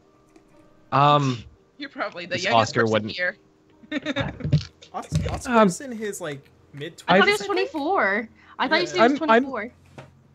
Oscar goes, I've he says it in a really like a fanciful fantasy way. It's like, I've been through 25 cycles of the complete moon or some stupid. He says he's 25. 25 cycles. About 25. And you About 25. 25. It's Then at you this think point that you Joseph would finally get it brings by himself now. back to the room. Oscar, like for the first time, legitimately shoots like a dirty, angry look at Braun, and he just sort of nods and he goes, "All right," and he walks back over to the rest of the group. Braun just gives him a big slap on the back. Aaron, I'm in the room now. Joseph enters the room. All right, Oh, God. He was Joseph. Hi, You Joseph. enter. You enter. All right, you are immediately met with a with what an oddly shaped or rather, actually no, normal now because the form would have worn off by then. Oh, I'm holding it. I'm still holding it. I don't care how much key points I have to use. I'm fucking super You saiyan don't in this have shit. it. You don't have enough key points for how long it lasts. Like generally, this form is supposed to last until the end of your next turn. Can he just like deflate What? as he walks into the room like a Yeah, balloon? pretty much. As you see, what was like a medium-sized man shrinking into a dwarven man. And as he enters, like, you are immediately met with somebody whose clothes very outstretched at this point. Hello. Wait, who is this? I'm sorry. Wait, I'm sorry. Are we just going to ignore the fact that we're holding like one of? Is Oscar still holding Oscar's? Is Oscar still holding York's head? We never got a chance to bury him. Yeah, you guys are still holding a skull with a knife I'm, in it. I'm still holding a skull with a knife in it. During this entire conversation, I've been holding a skull with a knife in it, which is metal as fuck, honestly. Like Oscar's probably But- the most metal dude here right now. When Joseph walked into the room, Braun just quipped, Run, everyone. It's the incredible bulk. Oof. So was it Joseph replies with a Reverend. witty, "Fuck you." Alana just goes over to Joseph and just hugs him. "I'm so glad I wasn't hungover, and this was not just an illusion." And she just hugs him. Mhm. To which Nina finally after waiting very patiently, is like, well, Arona, I'll help solve this situation. How about you confer with your new companions, and I'll go talk to the agent real quick. Okay.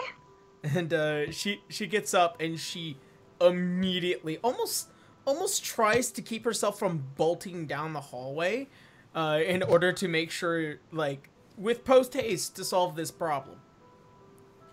All right. So at this point, you guys are meeting your new companion. What are you guys doing? Alana's just gonna basically say, "All right, kid, you want to join us? We got to see what you do. We got to see what you do." Oh, in here? I'll spar with her. No. You guys, she says in here, and you guys look around. It is within the same room. Yeah. You're not sure if you should have doubts or if you should allow it to be in here. I we just should go outside. I think we should go in the courtyard and see I what was magic gonna say stuff we she can should- use. I was gonna say we should go outside and Arona, was it? Mm-hmm. You choose your opponent.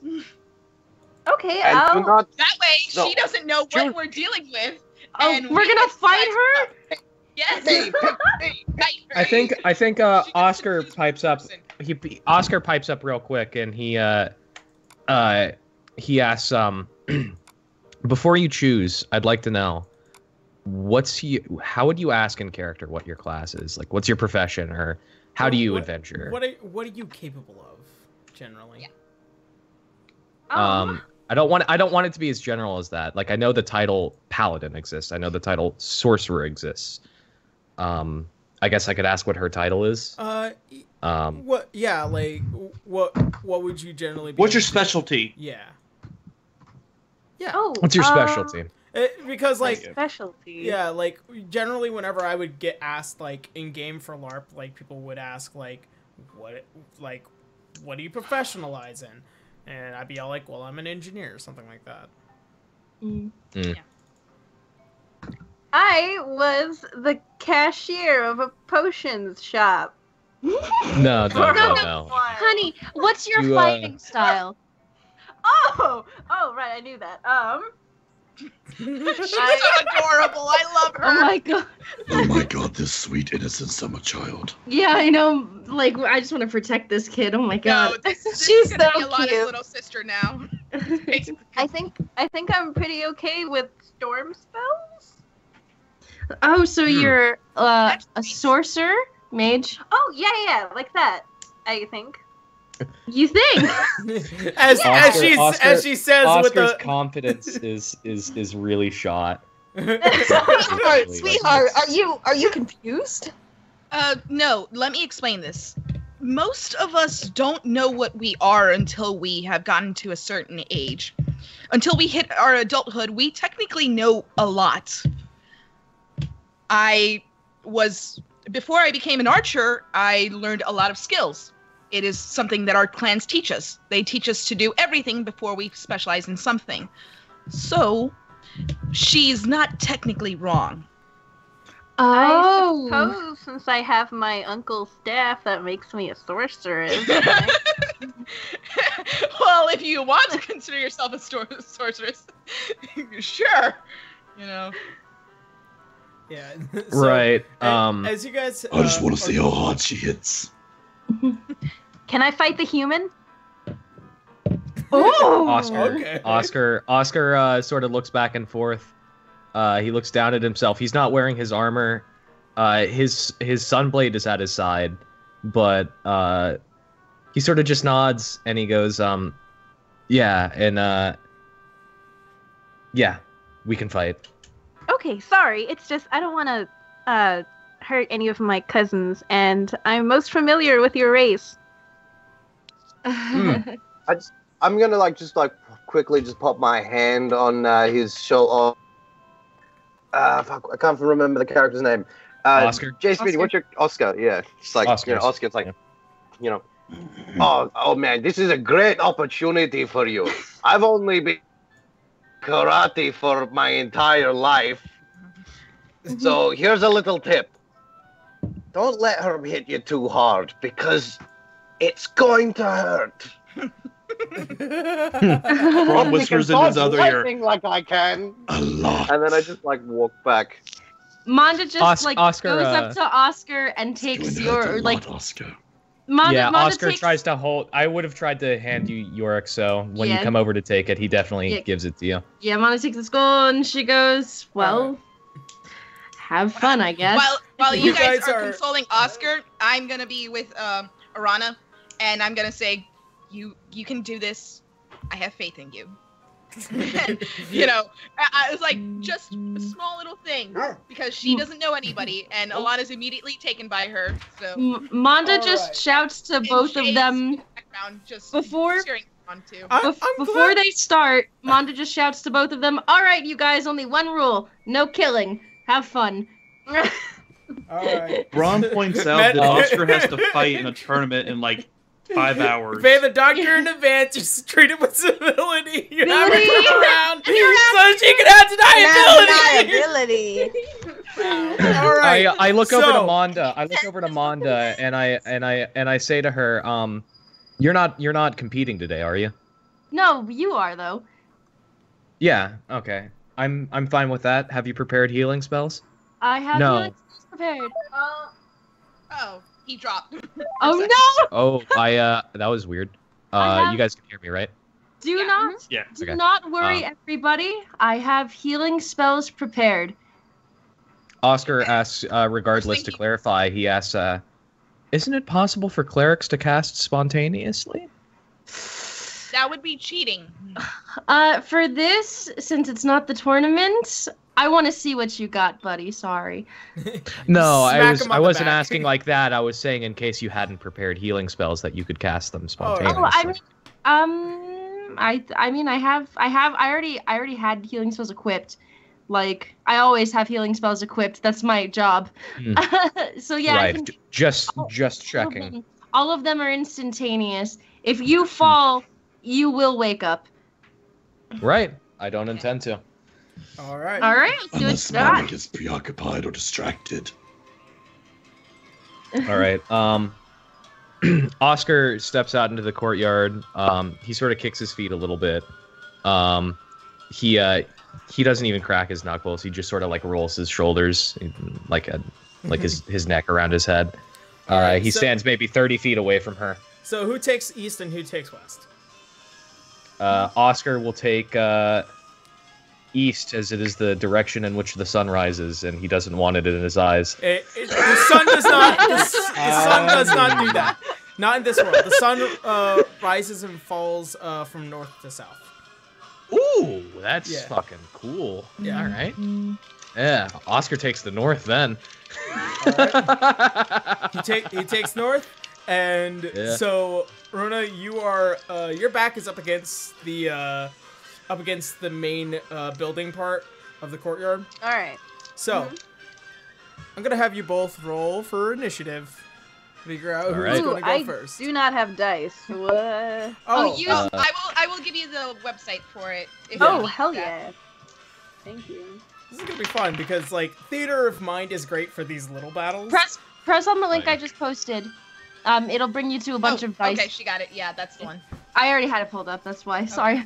I generally also like use my phone to roll like large amounts of dice. But like I didn't have to worry about that until like when Hawk sent me the giant bag of dice. Which by the way, I have. I have enough dice to kill a child with, dude. Oh my god. I do too. I'm not talking about I have about like choking hazards, beaning, whatever you want. All right, so I have a giant D20 the size of a baseball. Oh lord. I can murder someone with a thing. Like a paperweight. So, first, roll, initiative. I got a 6.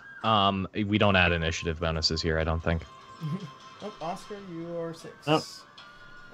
Wait, which dice do I roll? Roll a d20. It's a d20. Yeah, just roll a d20. It like home rule is just roll a d20. Whoever has the highest number goes first.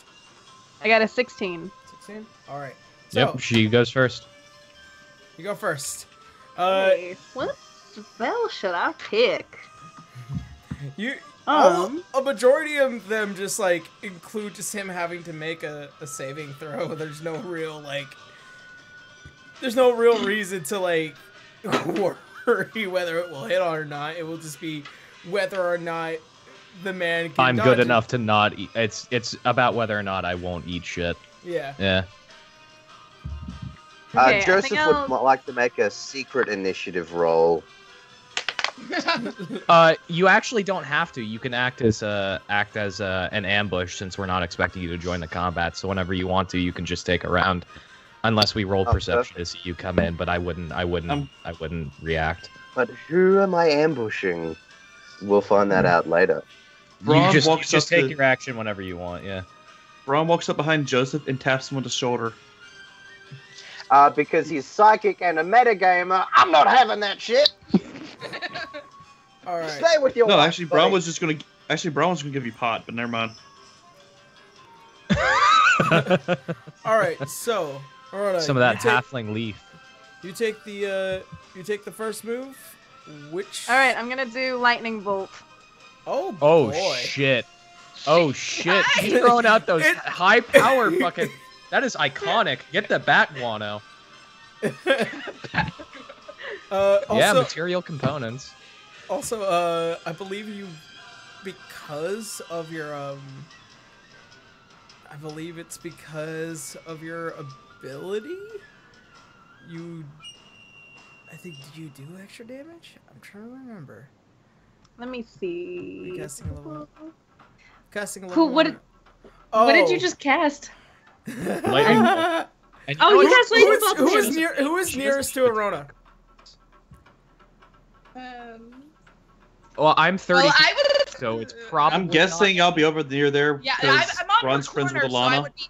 Yeah, I'm on her. I'm on Arona's corner, so probably. Yeah, I guess I am too then. All right. I'm Alright. smack dab in the middle of between them. All right. So,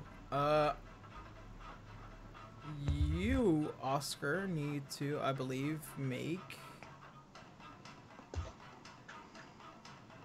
a. It's probably dexterity. Yeah. Yeah, because lightning bolt is typically a reflex save, which would be dexterity in this system. I rolled an 18 plus 3, which is 21. 21 against her DC is, I believe. Your DC is like 15, right? Yes. All right. So I I take think half lightning damage bolt's then? a half damage. Yeah. Oh, yeah. So. Yep. That is 8d6. What? Yeah. So. That's not at half damage though. So it'd be like That's not- 4d6. Well, still, just roll 8d6 divided by 2. Yeah. 8d6 divided by. Okay. So we're gonna go Roll ahead 8d6s? Yep. Roll 8d6. Okay, no modifier, right? You add your modifier after, Oh, okay, got it. which is a +8.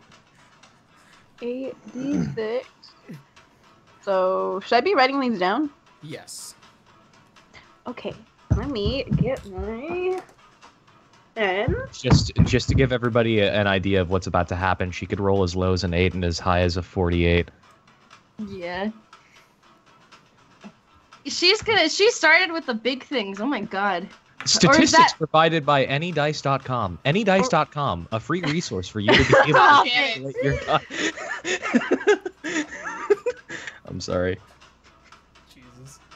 Hey, do you like muffins? Because I sure do. And that's why here at the Corporate Muffin Factory, we make muffins on the go. Oh man, I was a walking 6? and I didn't have enough muffins. Whoa, but hold now on, I hold do. on. I got hit with the 6. Wait, no. These are like, wait, I rolled 8 of them, right? Yep. You Yep. roll 8d6 and then all that damage up together, and then I have it, and then plus the 8 Oh, from. Okay, your wait, initial. hold up. Let me add these up then. Yeah. Should probably do that. 30. 30. Which That's R.I.P. Oscar. 15, and then...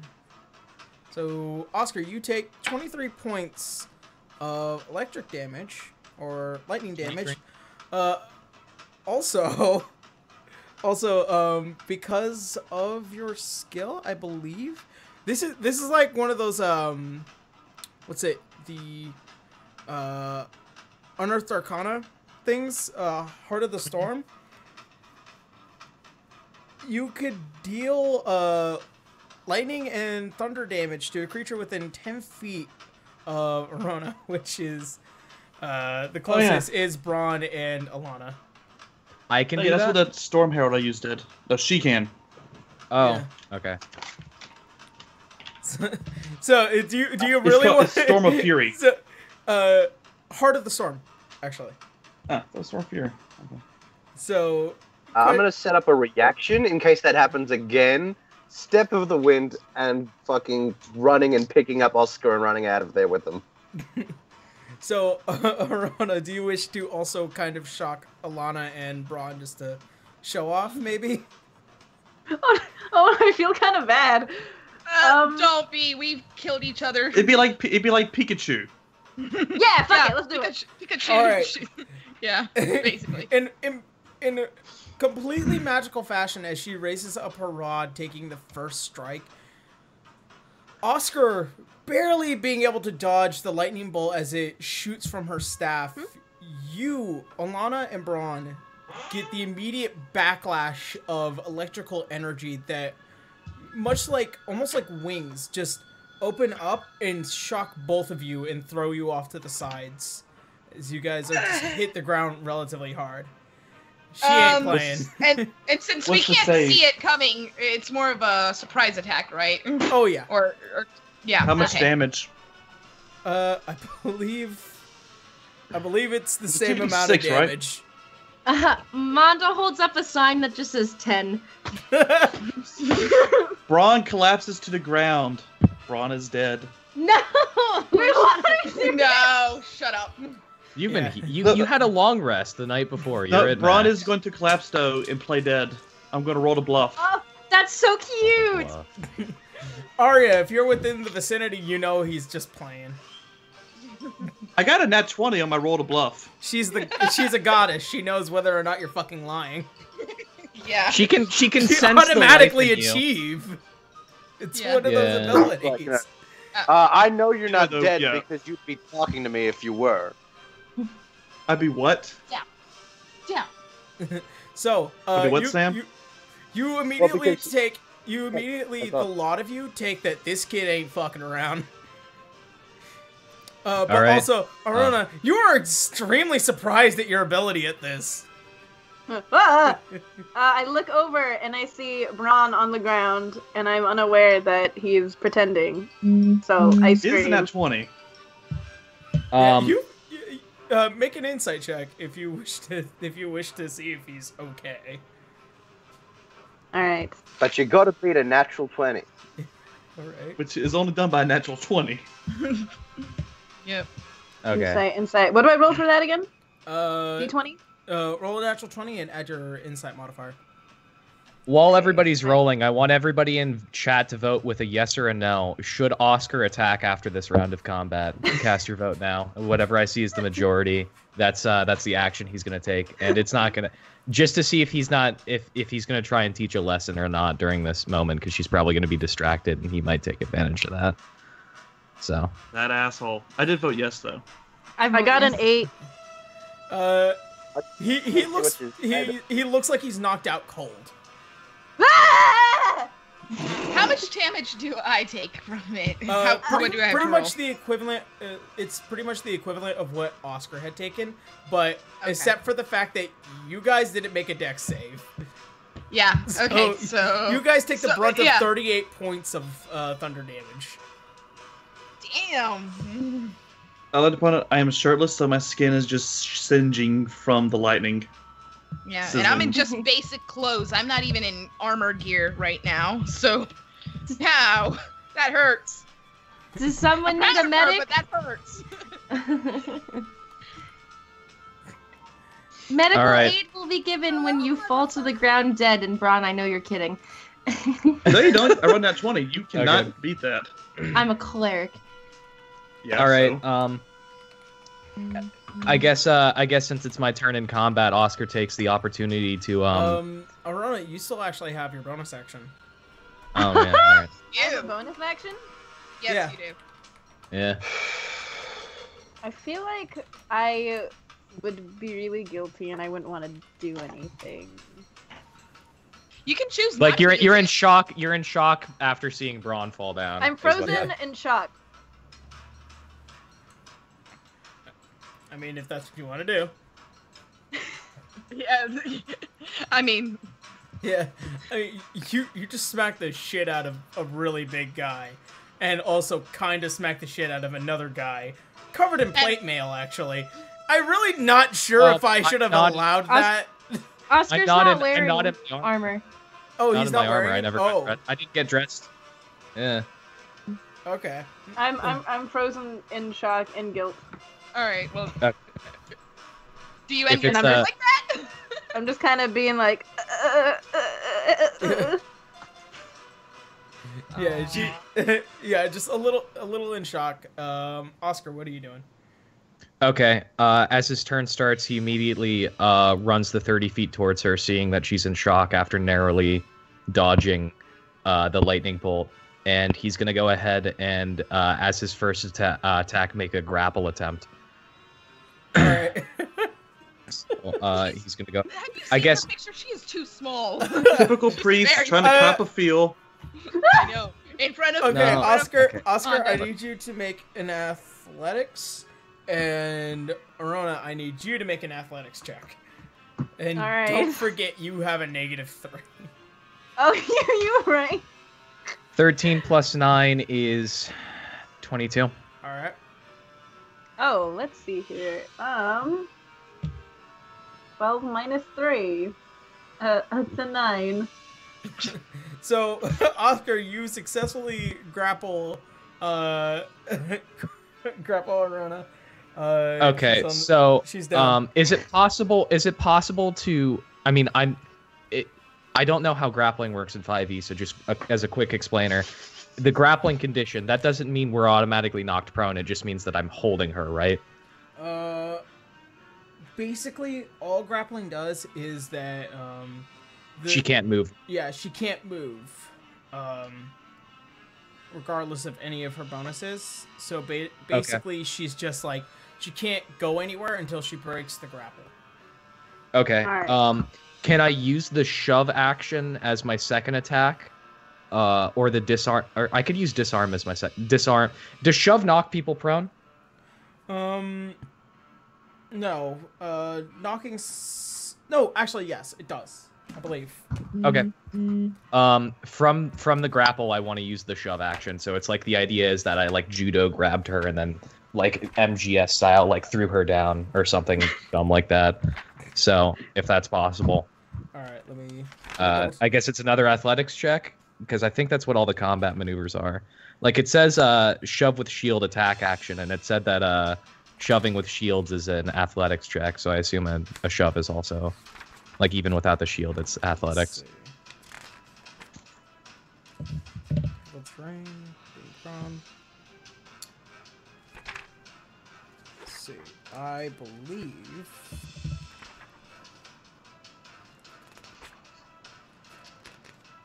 Suffocating vision, light, marching order, special types of movement.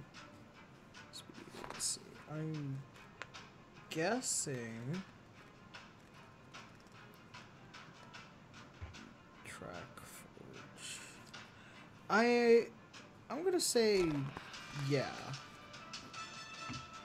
And it, because I do not have time. Okay. I'm gonna have to say Then, yeah. Okay, then I'll just make another athletics roll. I rolled a 4 this time, but it's plus 9, so it's 13. So it's quite possible she could resist being shoved to the ground. Yeah, Arno, go ahead and make another athletics check. All right. Don't forget you have a -3. Yeah. She has a 4 Hey, for if she strength. rolls a 17 or higher, I won't be able to throw this little elf girl to the ground. I got a And 3. that'll be. Oh All right. You managed to completely grapple and tackle this tiny elf girl to the ground. It's not like a tackle. I wouldn't say it was like it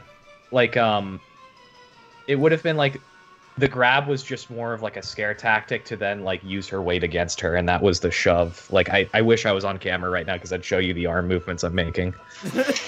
But it's really like, just in basic, it's basically a tackle.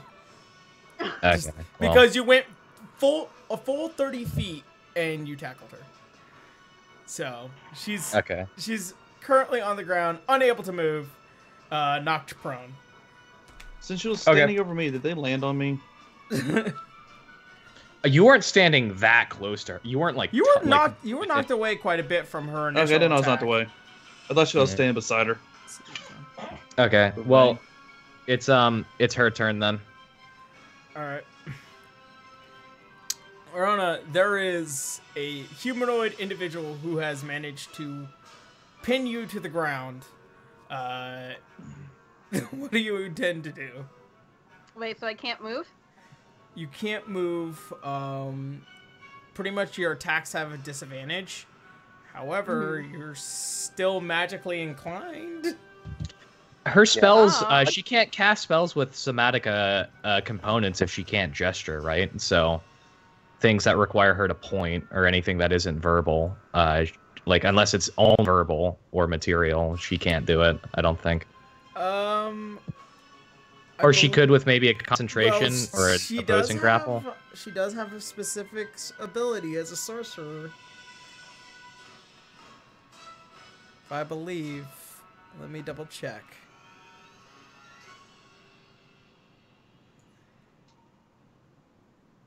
No, that's just quickened and distant. So, I mean, technically, I would have you make a dexterity check to see if you could even cast the spell itself. Alright. Got it. And a d20 for that one? Well, what spell would you cast, though? I think I would like panic and I would do Charm Person. Okay. Is that against a charisma save? Nope. It's not. It's a wisdom. Is it against? It's against a. Oh well. Yeah, okay. So, okay. make. Let's see, verbal. So make a dexterity check to see if you could even like make the hand gestures. All right, got it.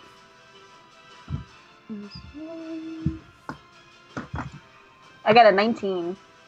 You fail. No, she succeeds. No, Oh, no. Paladins are immune to being charmed. That is true. Oh, shit! I love the people in the chat. They're like, she needs help. She needs an adult. And Abaddon's like, if you coddle her, she won't learn. That is, you know, I have to agree with that. As you try to make the hand gestures around his head to charm person, you can see a slight sunlight beam through, and it ends. The spell ends in failure. damn. I mean, you still have one of your abilities, quicken spell, if I remember correctly. You still have quicken spell. I would politely ask that she not use any more spell slots unless she really wants to, because if she ends up fighting with us in the tournament, I'd like her to have at least somewhat near a full suite of spells, unless she's going to recover them before the fight, and you're willing to let that happen. Okay.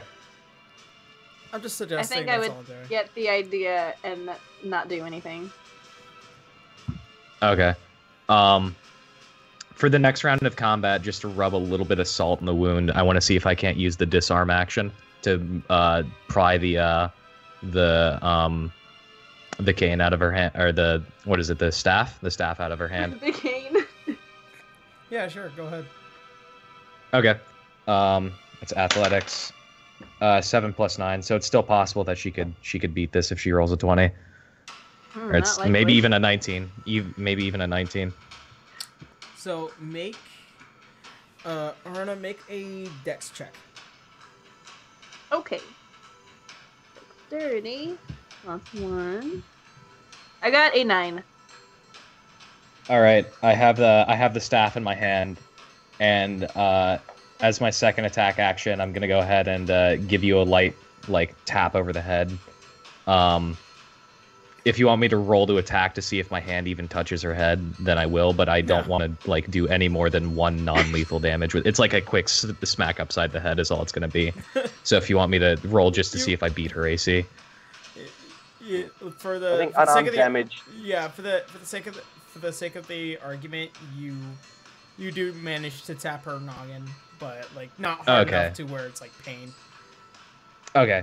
I give her a slap upside the head, and then to end off my turn, I stand up and I start inspecting the rod. And if she doesn't fight back, then the combat's over. Yeah, I'm just sitting there. Okay. I roll Arcana to identify the staff then, which is at -1. 15. That is a shiny staff.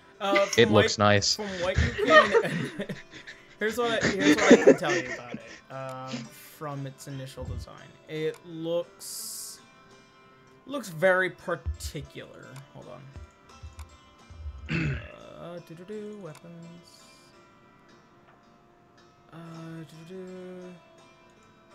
As he's looking up and down, and he's looking. Okay. It is a long copper staff, and it does seem magical. And it looks as if a wing of a bird of some kind is kind of just wrapping around towards the head of where the magical essence in the jewel that is embedded at the top of the staff. It's definitely magically imbued, from what you can tell. Okay. Oscar sort of nods as he inspects it, and he goes, as he's talking before he fully realizes what he is, he says, "You got distracted during combat. You should never let that happen to yourself." And then he sort of pauses for a moment, and he goes, "This is a really great staff, though. Expertly crafted." Oh, thanks. I stole it. He takes pause for a second and thinks about whether or not he should lecture her, but then he looks back to the rest of his companions, and he decides to hold judgment and simply hands it back to her, as well as extending a hand out to help her up if nobody has already attempted to. I feel really bad, and I'm just I'm sorry. I've never had the opportunity to cast that before. I've practiced, but not on actual living people. Oscar shakes his head and he goes, "No. If you're that good with that little experience, then you are, not to sound rude, but an amazing anomaly." Thanks. That is simply incredible. I would like to formally invite you to join my team in the Tournament of Chords. If you would be so inclined. I would be more than honored. I'd love to. Thank you. He cocks a grin and extends out a hand for a handshake. I shake it vigorously. Alana looks at Oscar for a second, and then, because she's still trying to recover, and then she looks at Arana. She's like, "Yes, I think she would be a great addition, and seeing how we have an open position for the tournament, it would only make sense to have you join us. Now, I only do ask of you to do one thing, and that's stay in the back. We can't afford to lose you." Okay, what's this tournament you guys keep talking about? Do you want to explain? Oscar sees Alana frees up for a second, and he says, I'm not good at explaining things. The Tournament of Chords is somewhat of a competition of vigor between warriors, as it were. In short, teams compete in a arena-style combat, and whichever team wins the tournament gets a huge cash prize.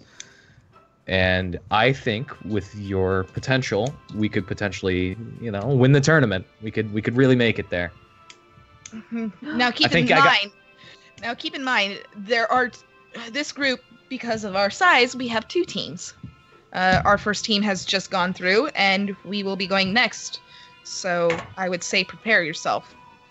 Oh, okay.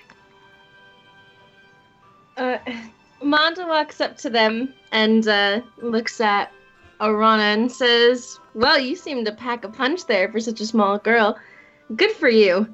Though you might need a little bit physical training.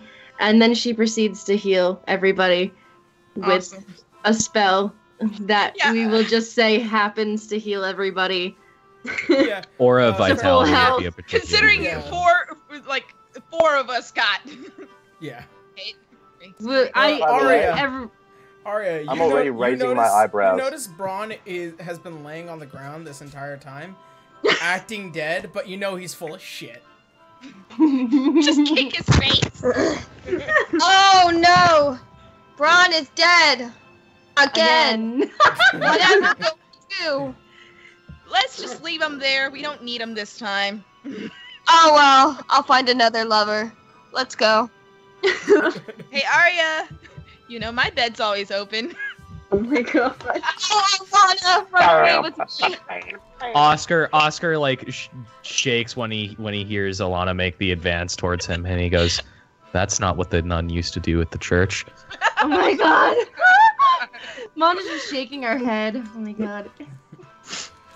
Righto. So, you guys managed to clean up the mess that you made here in the courtyard so far?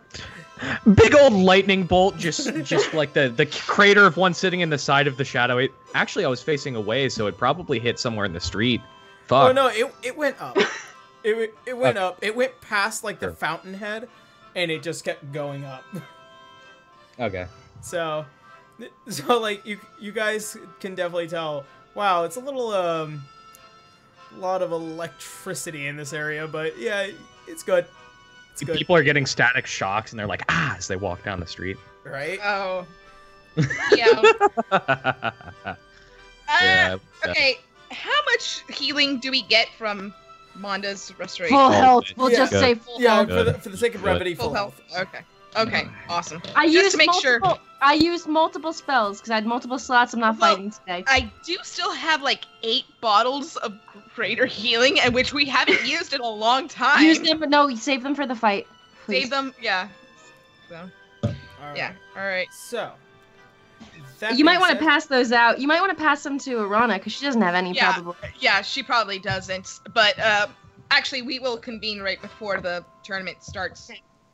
Have a team meeting before that starts. Before Oscar walks back off upstairs to go put on his armor and get ready for the tournament, as he's handing the staff back to Arona, he slips her the ring of spell storage, and he says, "Take it. You'll need this." You notice on damn. the hand that you hand it back to her, she already has one. Well, now she has 2. Yeah. And Alana just looks at Arona and she's like, "Come to my room later, kid. We have a lot to talk about." Oh, okay. Hey, before you guys leave, do you want to bury Yorick with Oscar turns around and he goes, Yeah, we should probably do that. So, where specifically are you guys gonna bury Yorick? Right where we're standing. Center of the courtyard where there's flowers. Yeah, that sounds good. Most of the courtyard is stonework. I mean, there's the large semicircle area around the main fountain that does have plant life, and then the back corner areas which have also a little bit of life to them. I like to roll a strength check and just lift up one of the stones on the walkway, the exposed fresh earth, so we can bury him down there. All right. So he doesn't get disturbed. You don't even have to. You as Braun managed to just pull it and pick it up, and you guys see the exposed dirt and whatnot, and you guys managed to make a skull-sized hole, or a whole size. Fuck. A whole-sized skull. A skull-sized hole. Skull-sized hole. Yeah, you were right the first time. Yeah, I was gonna say, and you managed to put him, replace the dirt, and you put the stone slab back down, and Yorick now lies. Okay. Again. Who was Yorick? Yeah, he was a skull. As they he has bury a familiar him to a previous companion. Yeah, he's a if as soon as they bury him, or while they're doing it, Oscar he steps away for a moment to go look towards a flower patch, and if you'll allow me for the sake of cinematic purposes, he finds a patch of pure white flowers. In real life, they're called Stars of Bethlehem, and their scientific name is something else, something I can't pronounce because I'm a little stupid. Like, I'm not even gonna try. But here are some Google pictures of them in the Twitch chat if you want to look at how pretty the flowers are. But he gets a nice little sizable group of them. They're like the sand lilies, basically. Yeah, and he sets them down there at the grave. Okay. Pay respects. Lana just does a simple little prayer, prayer to Melora, and then just command his body. Amanda says Braun a silent puts prayer one of our too. Bellows light orbs down there in the hole with him. Okay. So his skull looks like it's glowing a little bit. Oh, right. God, that would be creepy to see in the middle of the night. You know, a skull glowing in the middle of the night. Right. I mean, those things are impotent in light, aren't they? I also leave his mouth open. Oh, come on. Because it never shut. Very fitting. Well, that is true. That is true. All right, so we give him proper salutes off, and then Alana's like, okay, I gotta go change. I am tired of being in this, and I need to slip into something more comfortable. You guys have a fight in like 10 minutes. Joseph, I meant my gear. Alana, you do have combat in like an hour. I know. I should probably change and get myself ready. And as she stretches, she's like, I've been meaning to have a good fight for a long time. Just waiting. Right. Braun's gonna pull on Alana and just spend the rest of the day drinking. Manda goes to hang out with he's my best friend in this game. Manda goes to hang out with Joseph, probably. All right, so for a little bit. Arona, as you are going through the building, you are once again met with Nina, and as she comes up, she hands you a small packet with what seems to have a key inside and a medallion with 2 large feathers in it. Take these, and in case if you're ever in trouble, just hold the medallion close. Should things go horribly with your uncle. Okay, thank you. No problem. And the key is for your room. And if you ever need to talk to the Shadow Agent, just let me know. I'll schedule something. Thanks, Nina. No problem. Alright, well, back to work to me. And she gives you a small pat on the shoulder, and she goes back to the front office. Sweet. All right. Don't forget to come to my room before we start. That's right. Yeah. Aaron. And yes. Is there a map room by any chance around here? A map room? Yeah, like room with maps, cartography, stuff like that.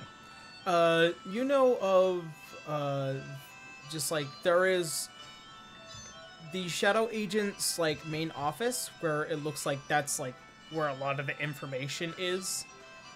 There's libraries around Arario, but there's none like in specific here in the agency building. Alright, I'm just gonna have Braun ask the Shadow Agent if he could look at some maps of the continents, various islands.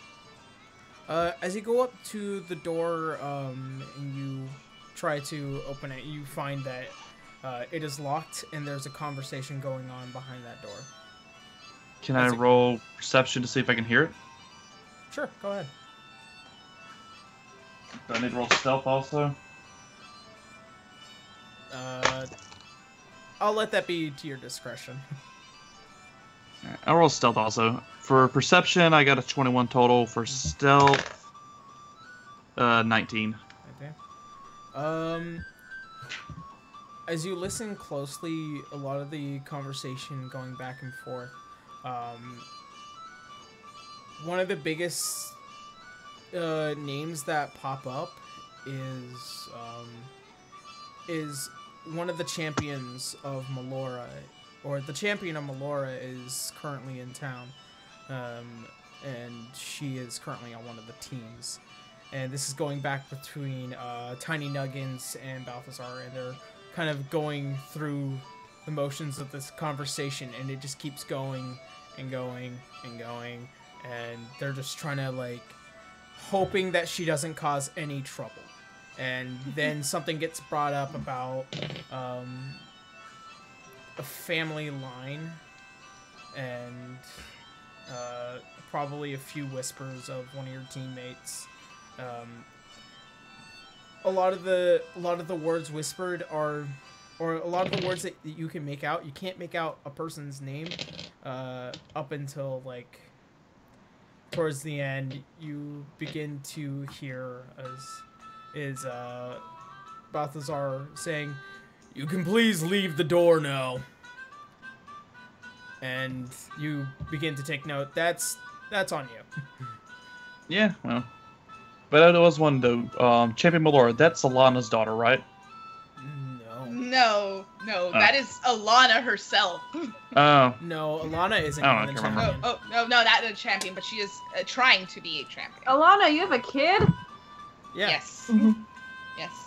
Who's Alana the dad? He's dead. Oh. Yeah. He was the whole first part of, like, a huge part of the story. Yeah. Oh. I'm just... Yeah. Yeah. I guess I'll just go hang out with Arya until the tournament.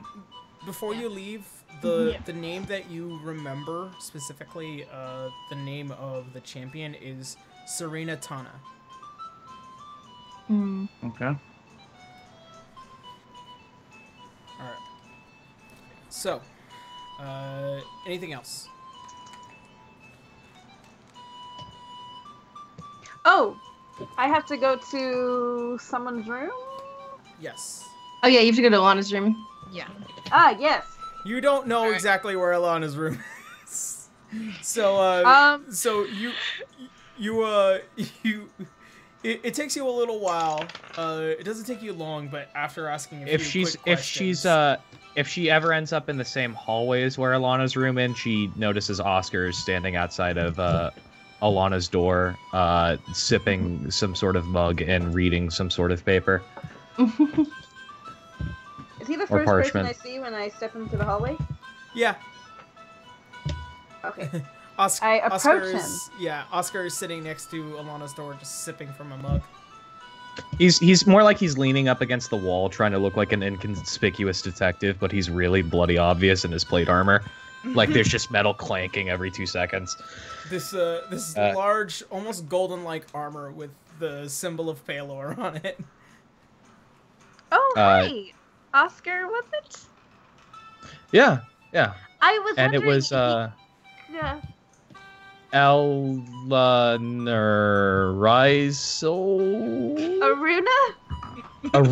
See, elven names, they get me every time. You'll have to excuse me. I was wondering if you could help me find Alana's room. Oh, yeah, it's the one right next to me here. Okay, sweet. Thank you. He nods and smiles. I knock on the door. Come in! And you see Alana with Shay, like, next to her. Who's Shay? Shay is my companion. Oh! Shay... He is a mastiff. Yeah. He is a mastiff. Yeah, as you enter the room, aside from Alana, there is a gigantic dog sitting in the room as well. Oh. You asked for me to come see you? Yeah, I did. Oscar, get your butt in here too. I Oscar. Knowing his tendencies, yeah. He's always a lurker, so she knows. Yeah, especially considering the fact that when you open the door, you also noticed Oscar as well. Like he just sort of stands up and he goes, "Oh, I've actually been invited in on a conversation. This is exciting." Oh my god! Oh, I'm dead. All right. Okay.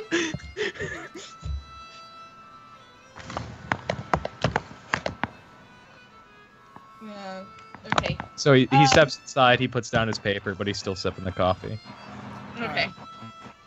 So, close if you can close the door, just so we can make it a group meeting. He probably would have closed the door behind him. Yeah. Okay. All right. And as Alana's sitting on her bed, cross-legged, she's looking at both of them. She's like, "Well, Arona, I know you just came to us today, and this is all too sudden for you, but I want you to know that we are a team here. More than that, we are a family. We take care of each other, we protect each other, we make sure that nobody harms us in any sense.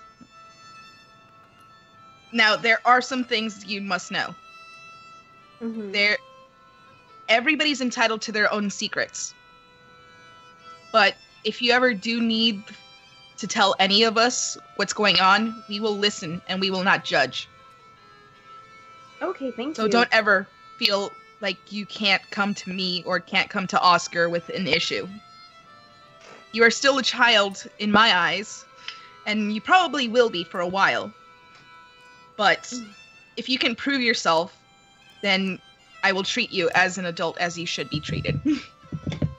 And that's like a high praise coming from her. So I mean, given the fact that the nature between often how you've been treated by high elves, this is extremely different. Yeah. The history books, especially when it comes to those from the Diamond Enclave, are pretty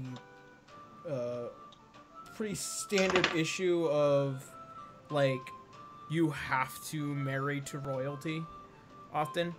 In order to proceed to make the but think of the bloodline kind of thing. Not just only that, but also, like, it's for political sake. Like, the queen Ayin, as she is, like, she's married to the king, and which is why the relationship between the Diamond Enclave and Alanon are often fairly well stitched together, which is why they don't have a problem. Unfortunately, a lot of other clans see that as an issue due to these old-timey methods. Okay. Incestuous bastards. At least the half-breed there has strong genes. Alana just looks at him and she's like, "If you don't get injured by the end of this tournament, I will injure you myself." I'm not sure if that was a canonical statement, but I don't know if, like, he doesn't know how to interact with them. I think we've talked about that. He doesn't know how to interact with half elves or half breeds at all. So. Oh, he knows perfectly well how to interact with them. He's just a little racist. Yeah. He's considering where Orc is. Like, people of all walks of life come to his place, but they're not often elves, and there's only like one tiefling man in the entire village, and that's basically the foster father that he's had. So in all honesty, he comes from the sticks. He's a bit of a fantasy redneck, as it were. Yeah. In a way, I get it. He's a good kid. He's just dumb. Yeah. He just hasn't learned better. He's a bit slow, but he's got a good heart. Yeah. Okay. And Alana just shrugs it off because she's like, if you don't get knocked out during this tournament, I will make sure to do it myself. and she looks at both of them and she goes to her bag and she pulls out a couple of items. All right. She pulls out 4 vials and 8 daggers. Oh. 2 of them are greater restoration. 2 of them are superior healing. Or or 2 of them are greater healing, 2 of them are superior healing, and 4 daggers apiece. All right. Now, I know that sometimes we may get into situations.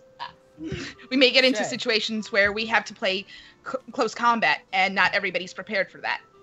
But we have to think as a team. There is no I when it comes to this tournament. We work together, we win together. Do I make myself clear? Right. If we're talking tactics, I actually wanted to suggest, if the 2 of you keep a tight formation behind me, I'll be more than willing to stop anybody attempting to pass me, shove them to the ground, push them down. As long as you stay behind me, I'll be your shield.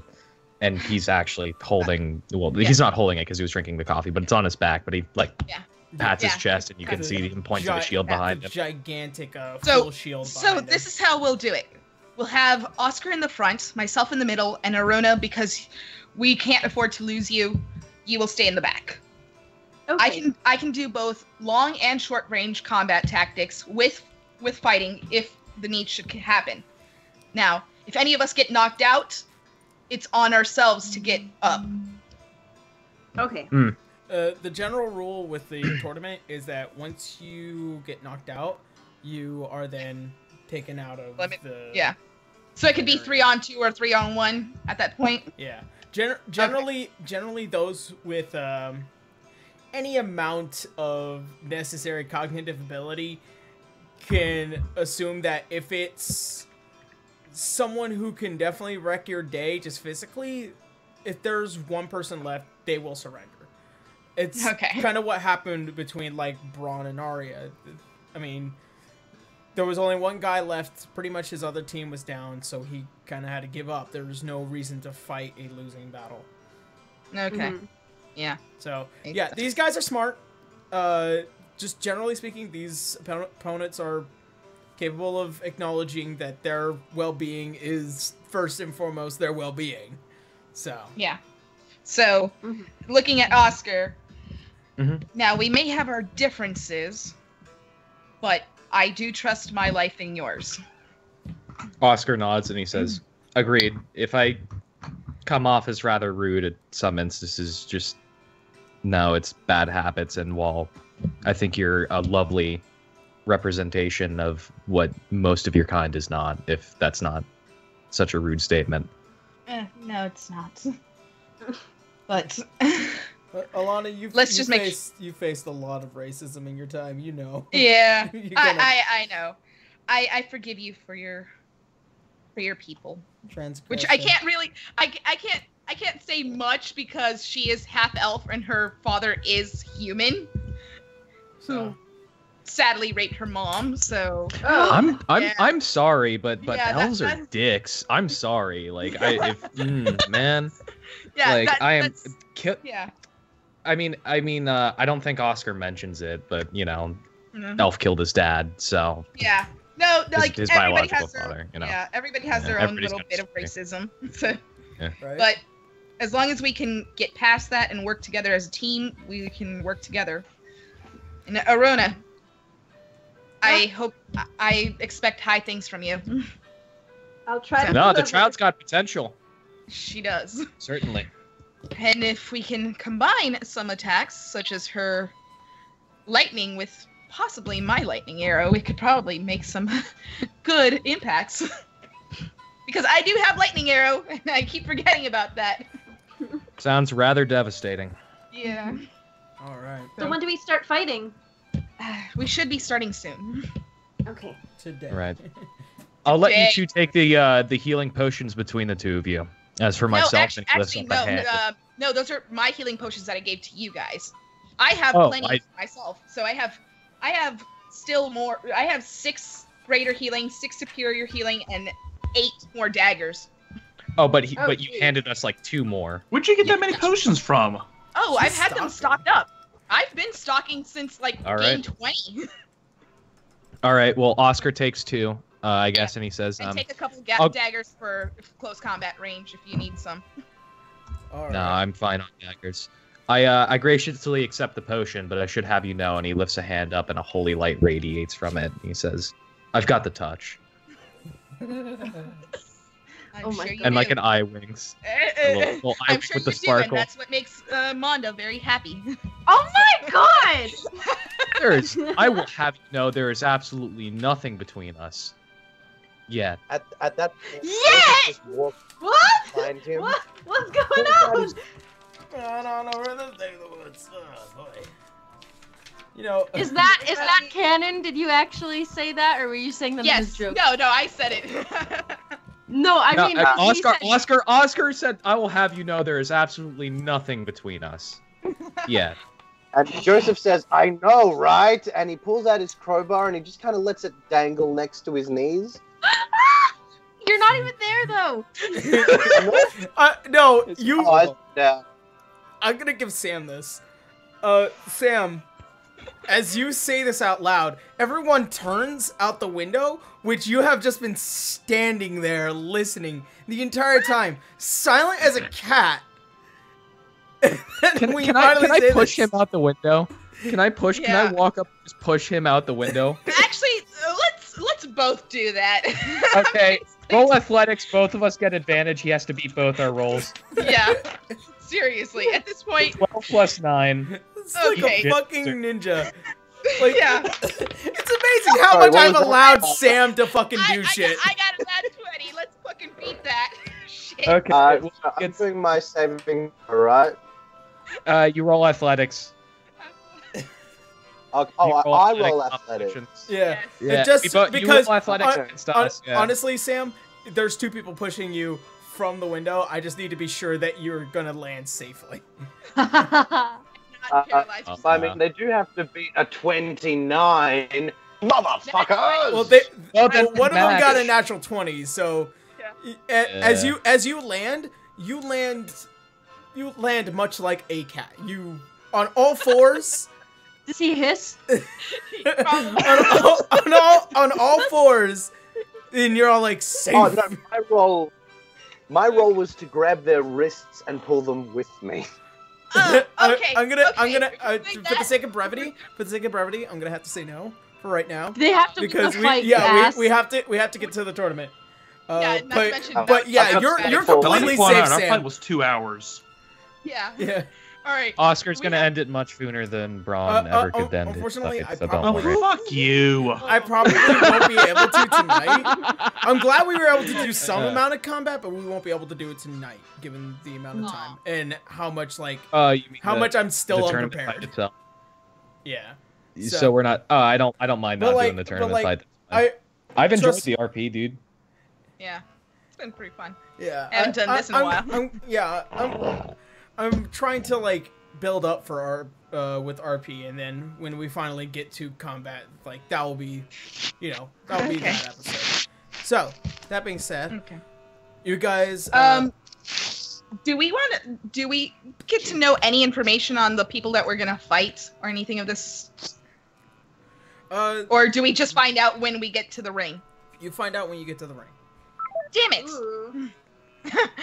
I wanted to get to size them up. So, so as you guys all prepare, all of you preparing for the second day of the preliminaries for the Tournament of Chord, as you guys begin to head out, and you are once again met with the rowdiest and unruly crowd that is this side of Al-Anon, or this side of Aurario. And as you guys begin to go through, and you finally get up to the Twin Hammer stadiums, and as you enter, you are met with once again a large crowd of people.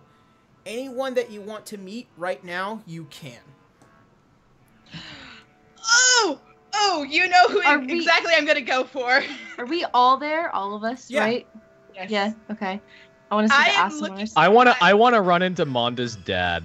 No. Oh God, no. I want to run to the nearest pub, and I want to see if my favorite barkeep is there. All right. So much like any stadiums, like there are sections of where you can get like food and drink and stuff like that. You see near one of the big bar areas, you notice immediately a friend of yours, along with someone else, none other than Bolus and Tobias Algrave, who are sitting there and having drinks with each other and going on about what they expect of the tournament for today, or what the prelims are going to be like. Alana just immediately goes into the bar because she can see Bolus. She bum rushes past people, and she just jumps over the counter to hug her. Like, Bolus, I missed you so much! Dearie! How are you doing? And she gives you the biggest dwarven woman hug she could possibly give. And you feel like, oh, it's been a long time. It's been a very long time since you've been to the Wayward Travel. Yeah. Oh God, yes. Did you get my letters? Yes, I did. I actually did. I have been reading them. I've been reading them while I've been here. I've been very busy. Also, Tobias, she's here. It's been such a long time. Oh my goodness. And you could definitely see she's definitely you notice that the whiskers of most dwarven women that have beards it's definitely grown quite a bit. And Tobias of course wrapped in lots of robes, and also just like lots of jewels and other adornments that would be all throughout his extremely long beard, and he gives you a slight bow. Well, I've been hearing much good things from you. How are you doing, Alana? Very well, Tobias. Am I still not allowed back in the city? I think I am well informed of your successes, so you're more than welcome back. Oh, that's good. I thought I was going to have to look into a new place to invest. So, what are you doing here for Tournament of Code? And Bolus also slaps in. Yes, I mean, it's usually a place where plenty of people come by to see and whatnot. So, what's your business here for today? Well, I wanted to improve myself, so I figured another tournament was the best thing to do. Not to mention, I have something I have to prove to myself. You know, coming in third at the Paulderberg Festival kind of changed me. I'm not used to losing, and I don't intend to this time. Well, I definitely wish you the best of luck, dearie. And as do I. And they both give you a nice big old dwarven hug. Well then, Alright. Prepare yourself and get out there. And we'll definitely be watching. And she gives you a nice slap on the leg. And you begin to feel a little bit more assured of yourself today. Yeah, like she's like my motivation. She was like She was the best NPC. She was the best she NPC was the from best episode NPC. Oh, God. So, yeah, I'm just gonna head out and just be like, well, thank you for your kind words, and I'll be seeing you. Just make sure to root for me. Definitely. Oh, certainly. And you head out and you reconvene with your group. Okay. Alright, anybody else want to meet up with their favorite NPCs? Yep. Like I said, practically everyone is here. Oh, I geez. did say I wanted to run into Monda's dad, but like, we don't have to play that out if we need to. I just want that funny moment where I'm sitting there like alone and your dad walks up and he goes, "Oh, hey, you were with my daughter, weren't you?" And he's like, "Haha, yeah, nice to meet you, sir." All right. So There's something going on between you? You wish to see Angela Maya. No, not at the moment. There's nothing going on at the Yeah, moment. there's nothing going on at the moment. All right. I would to meet quote unquote father. I have some strong. No! That's gonna be a whole nother fight, and we don't have time for that. He's gonna try to kill my dad. You have no idea who this man is, though. So, unless you with the other party, unless you with the other party. But like, as far as all NPCs are concerned, the ones that you most notably outside of your ring is Tiny Nuggins, Kip Kip, and Amin Ra. along with whatever other other people that you have met while you were with the group.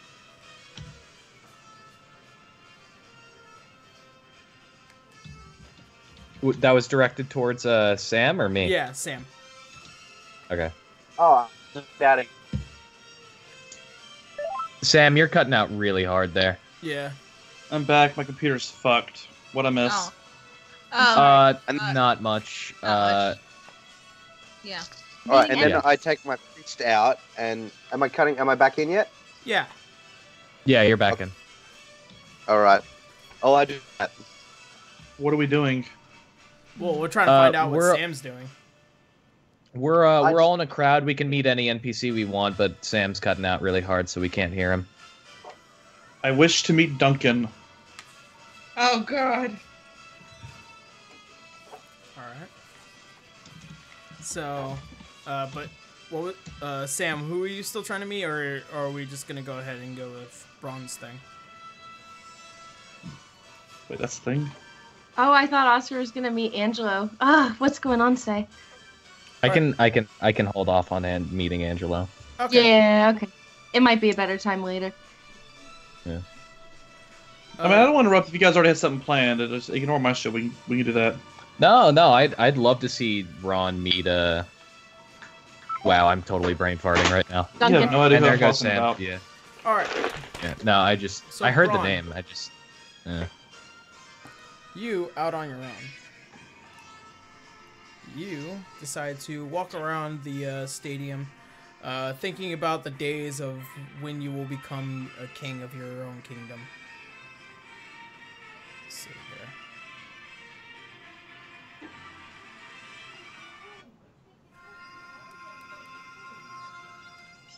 You might want to turn it down a little bit, though. Ah. Yeah. Here we go. So, as you begin to kind of walk under one of the many sections, and you begin to kind of go through the labyrinth-like passageways, you are immediately met with an individual standing in the middle of one of the passageways. The place is completely empty. It's just you and him. Completely cloaked over, which looks to be almost oriental by design, this entire cloak. The hood is up. You see a little bit of a well-trimmed beard, which seems to go out just a bit.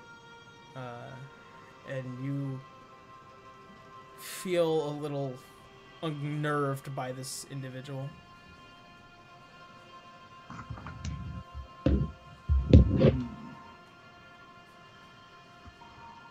Who are you? As you say that, he begins to smile. You know, after watching for so long, I was wondering when you would end up finding me. But to think coincidence would play into all this. Do I recognize the voice? It's definitely his voice. Ah, fuck. You. Me. And as you say that, he unfurls. You see this young-looking individual with bright green eyes and long blonde hair. His skin just pure in nature, just so clean. You see he's wearing gloves as well as long boots. Braun, it's been so long. Too long, Duncan. Yes, it has. It has. I really wish to actually say something before we really get into whatever happens right now. Would you be willing to entertain me for a second? Question, do I have any of my weapons on me? In the in pure brawn fashion, you never leave without a weapon. Like I was making sure I had everything with me. Yeah, you never leave without a weapon. You definitely have the Dragon Slayer with you. All right. My hand's ready to draw the Dragon Slayer, but I nod slowly. As you begin to extend your hand, he says, "Now, hold on. I have collateral." And he snaps, and almost like glass, the space next to him begins to break away as an illusion, and you see what looks to be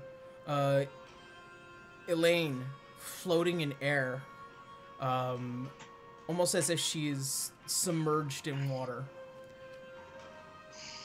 What have you done, you bastard? Before we start, I will promise you her release if you allow me to talk.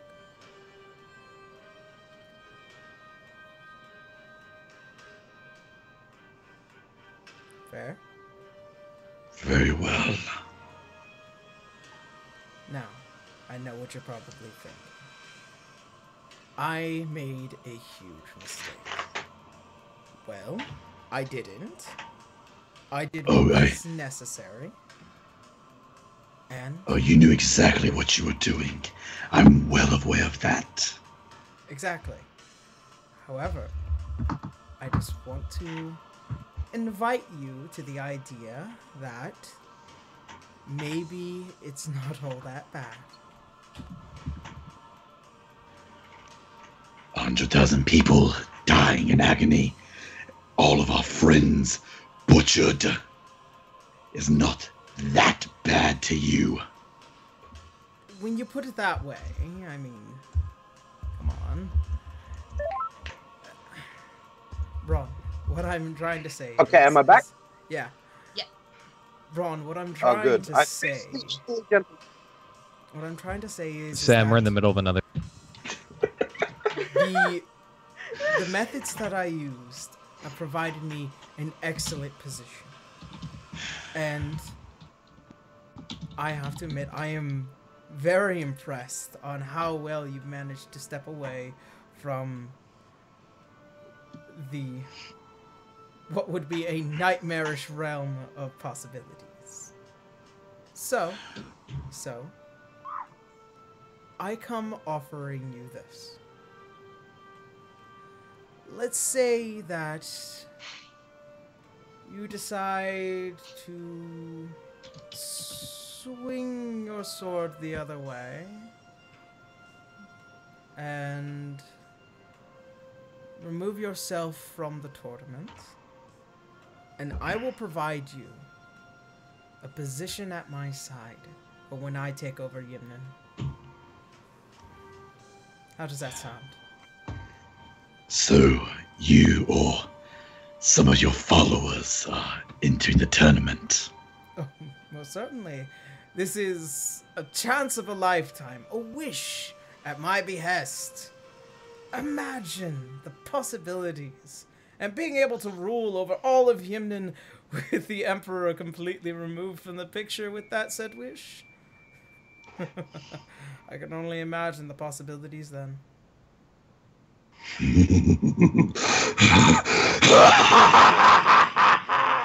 God damn. Jesus Christ! Since Turn when? down the Me. Since when have you ever known me to turn my blade away from a fight? That's why this is an offer. I could decline, or you could decline, and, well, things won't be any more easier. And, like I said, I still have collateral.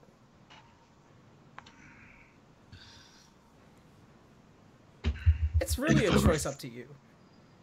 And what if I refuse? What happens to Elaine? I mean, if you refuse, I still uphold my end of the bargain, but I still have a few friends on my side as well. Isn't that right, Azoth? And as you notice now, there is a somewhat tall-looking individual who appears from behind, from one of the hallways. You see what is almost like a wing of black and a wing of white as they spread out, and this humanoid-looking individual and these beating red eyes as they look into you, as if peering through your soul.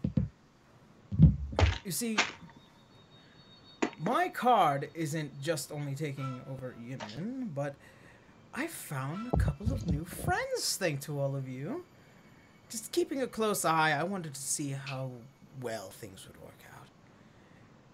And as you begin to feel almost like a cold sweat, and you see him walk past you, Azaoth, as he merely like shoves you, and you are brushed with the blackened wing. And he turns and he says to you, "Yes, and because of you, I had to step up security on my end.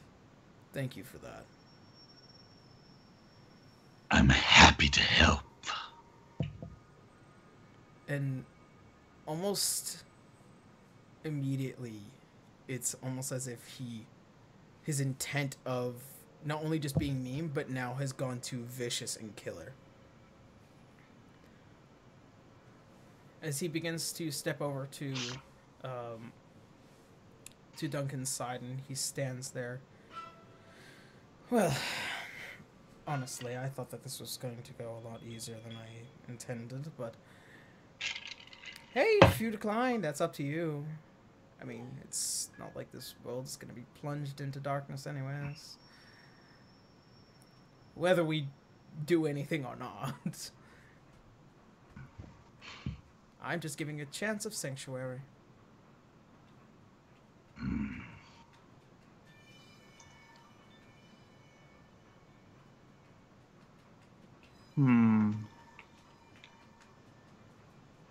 Can you hear me? Yeah. Yep.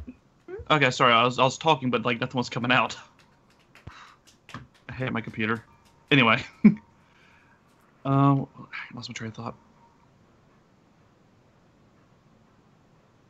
And what exactly would I gain from turning my blade, as you put it? Well, the best possible thing that will be happening for you is that you get to stand as one of my own personal generals. And we will, how would one say it? Conquer the world. You know, I held that position with you once before, as your right-hand man, so to speak. It didn't really work out that well for me last time. Yes, but the situation's a bit different now. Oh, I'm very aware. And you? I look over to Azaoth. Mm-hmm. And what do you gain from aligning yourself with this one? I can personally vouch that he can't be trusted. I gain the service of all of Yemen. And then, once I manage to do that, I will force their entire army onto one of the clans, and then I will take a primordial dragon for myself.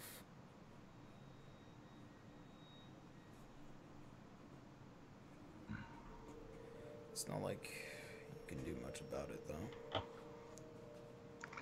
You'd be surprised what we can do.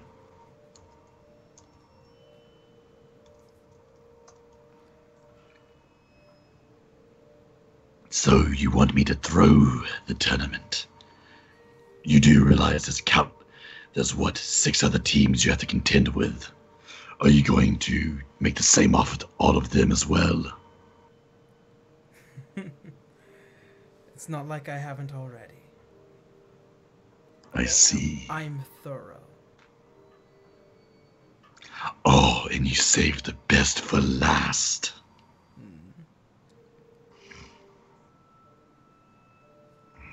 The deal will stand. And honestly, I will give you... What would you say, Azaoth? A month? Maybe 2? I think 1 is more than enough. My offer will stand after the Tournament of Court. If you do it, then you do.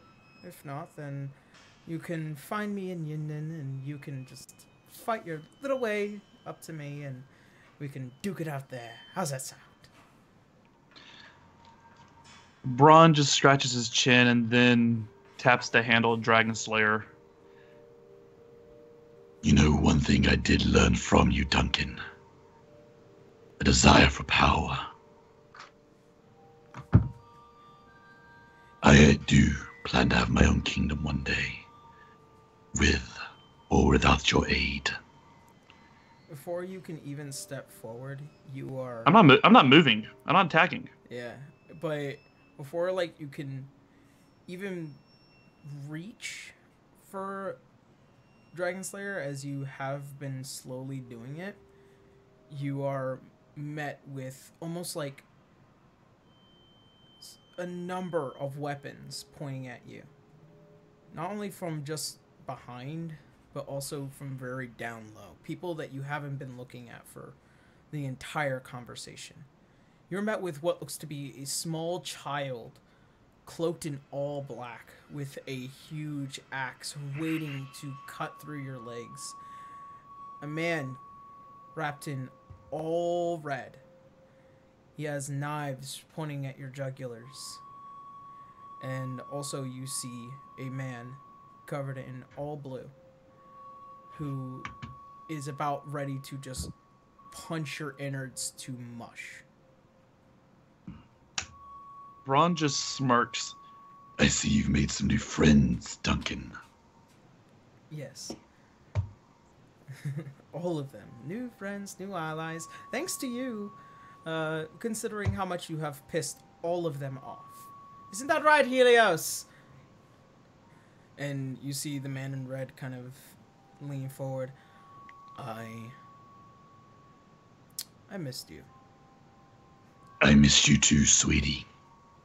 You didn't write, you didn't send any letters. Consider this my PS. And you feel one of the knives slowly cut into your cheek. You guys are too sassy! Oh my god! Slowly cut into what? You see one of his knives slowly cut into your cheek just a bit. I lick the blood off my cheek. You go No, it just drip. I'm just saying it's like drips towards my lip and just lick a little bit of it. So, I believe that is the beginning of the end of this conversation. So, answer, if you will. And here I thought that I had the end of the month for the offer. No, you have the end of the month to actually try anything. Beyond that, this entire little ball in the middle of space dust will just simply cease to exist. Ah, well, you know me, I never liked waiting things out. Can I roll to see if I say no if they're going to kill me? Just like a perception check? Make an insight. Insight, okay. Ghetto 20. Ghetto 20? You've known Duncan to be a lot of things, and man of his word is definitely that. From what you can tell, the intention is merely to threaten and to provoke. You have remained very unwavered. So, at this point, any part beyond this conversation is merely just banter. They're not going to kill you, but they're making sure that they protect their new ally.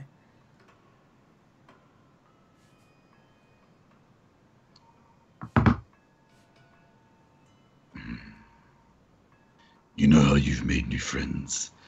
I've made some as well. So I've seen. They're all nice. Especially the blue one. I think I'll especially enjoy should you decline.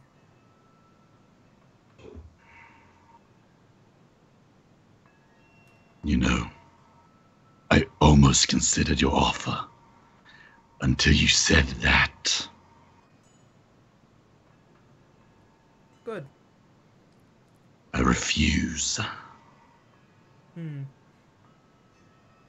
You'll regret that. And he snaps his fingers, and once again you see the twisting and floating form of Elaine just drops to the floor.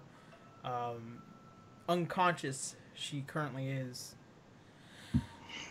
I really look forward to whatever happens between us in Yimden. I really do. As do I. Well, goodbye for now. And you see Oh, don't you want to stop for a pint? I've had enough to drink. And he begins to leave, and you see his form displace, and magically he removes himself from the initial presence. You see Azoth as he begins to walk away as well, almost like his wings encumber him, and then before he leaves, I did have one question for Azoth. Azoth, before you leave, I've had a bit of a question I've been wanting to ask you. Why? Why go through all of this trouble? You see him unwavered.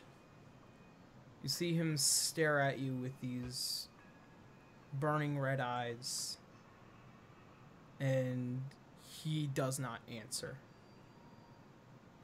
He turns, and as his wings encumber him, he simply disappears, with 2 feathers being left behind, one in black and one in white.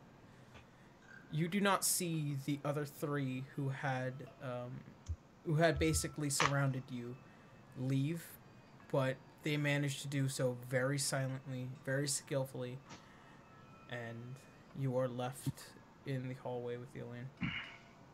Did I get a question? Did I get pickpocketed? Go ahead and check. I don't get pickpocketed. So what do I need to roll? Actually, no. It's just you don't even have to make a perception check.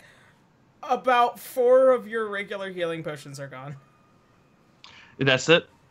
That in pretty much about 1,000 gold. Well, that's good because I put most of my stuff in the bank already. Yep. So pretty much some stuff got taken at your expense, but like not too much. I'm just gonna shout out, Drinks are on me, mates.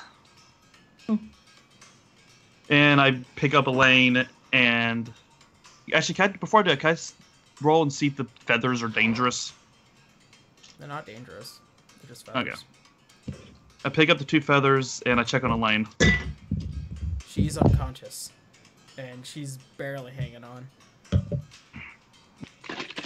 I take one of my remaining potions and I give it to her.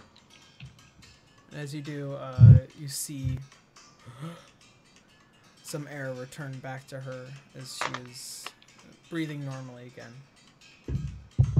You are left in the echoes of this chamber, of this hallway. You never felt so in danger and surrounded by the worst people on the planet. And this is one of those times where you feel like there is a heavy weight on you and the entire world itself. And that's where we're going to go ahead and end tonight, you guys. Damn. Hey, heavy note. Yo. That was the one thing I actually did plan on. I just jokingly said I want to meet Duncan. No. I didn't expect that to actually happen. Yeah, like that's actually one of the very few things. Like I've been fiddling with that for quite some time and trying to figure out like I know Braun will refuse, but how will he react? Will he probably make a move towards Duncan? Which is why I've constantly try to make countermeasures, make sure things don't go too horribly wrong, and I don't want to start a fight in the middle of a hallway, especially when I haven't built one. So yeah. So with that in mind, good job, you guys. And also good job, Emily, for your first game. Thank you. You heard Oscar! I want to note something real quick. As it turns out, if I had gone into that fight with my shield, I would have been able to deflect the lightning bolt and take no damage. So that would have been like a cool visual moment. But like, I like the idea that she hurt me. Yeah. Also, as a barbarian, the damage was halved on me. Yeah. All right. Yeah. I love how everyone's impressed. calling them Power Rangers. Like they don't look like Power Yeah, Rangers. they want me. They want me to kill the Power Rangers. I'll try. That I way mean, you there can was become one Rita member Repulsa. for each head of Tiamat. That's the deal. There's one. Oh, God. There's You one. color code. You color coded them though. I Yeah. love it. I want to fight the red one. The red I one's called usually dibs on the the green leader. one. Oh no, I got a bone to pick with the red one. No, Yeah. okay. I'll fight the blue one. Oscar is definitely got to go after the yellow one because that's the sun's color and that's his. There is I'm no going yellow after- one. That's the thing. I'm going after. He's I'll gonna do find a it. yellow one and he's gonna kill it. Extra blue, baby. I'm going after blue. Oh, remind me Okay, next well, game. I'm Joseph gonna. will just slam the pink. Arya can Oh. take the pink. Aaron, remind me next game Yes, to you take can. Elaine to the Shadow Agent. Yeah. So. Because obviously her team's sold out. Oh, yeah, they did. They did. They sold out That so fucking sucks. fast. It's so bad. It's so bad about what had happened. I'm not even gonna. I'm just holding it for next week. That's the good news. So Alright. Who's Elaine? So we have plot and we have fight. I'll explain. Yep. I'll explain to you after the game's over, Emily. Okay. Oh, I'm not here next week. Oh. that Oh is yeah, true. Aaron. That reminds me. It's Memorial Eva, Day weekend. Eva, Mina, Oh. and myself won't be here because I'm moving. That is okay. So I want might- to RP more then. yeah, if probably not next week, then the week after next. Because if that's the case, like that's half of our player base. Yeah. Yeah, that's So- kind of bad. So we'll probably not do anything. I'll probably just stream myself. I'll probably have somebody here hang out with me on the stream. We'll play Persona because I still need to beat the game. So Yeah, I should play Persona. Thank you. If you guys want to do like a quick one-off, I'd be willing to run something.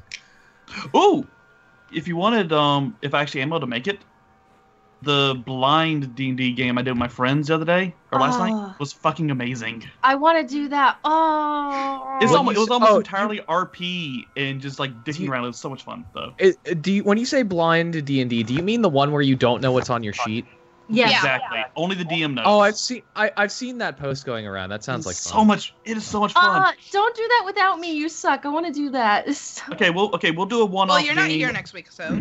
I know. me- Neither are you. Yeah, I know. Like, okay, tell you what, Mina. Since you want to do it so bad, I'll do one of those one day for all. Yes. Okay. Sounds good. Yeah. cool. It won't be combat focused. It'll be more like horror and kind of Yeah. Sounds interaction good. based. Sounds good. I like that kind of stuff. All right. Yeah. So, with that being said, you guys, thank you guys so much for watching. Thank you guys for hanging out with us tonight. If, as usual, if you wish to help support this show and also maybe also help me replace these shitty ass fucking cameras that constantly glitch, then you can donate to the Patreon or the PayPal. The Patreon has a lot of rewards. If you donate to the PayPal, thank you so much. You'll be up on the ticker here. Also, you get a chance to get a shout out from me at the beginning of the month now, because that's just something I am going to be doing from now on for the update videos. Yay. And that being said, I think that is it. Thank you guys so much for watching. We'll see Thank you Bye, guys. everybody. in Thanks, 2 guys. weeks. What it, guys? We'll see you Have guys. a wonderful We'll see you guys evening. not I love next week, all but of you. But the week after next. All right, there you guys. Way Bye. go. Bye, Wayo. I miss getting to laugh as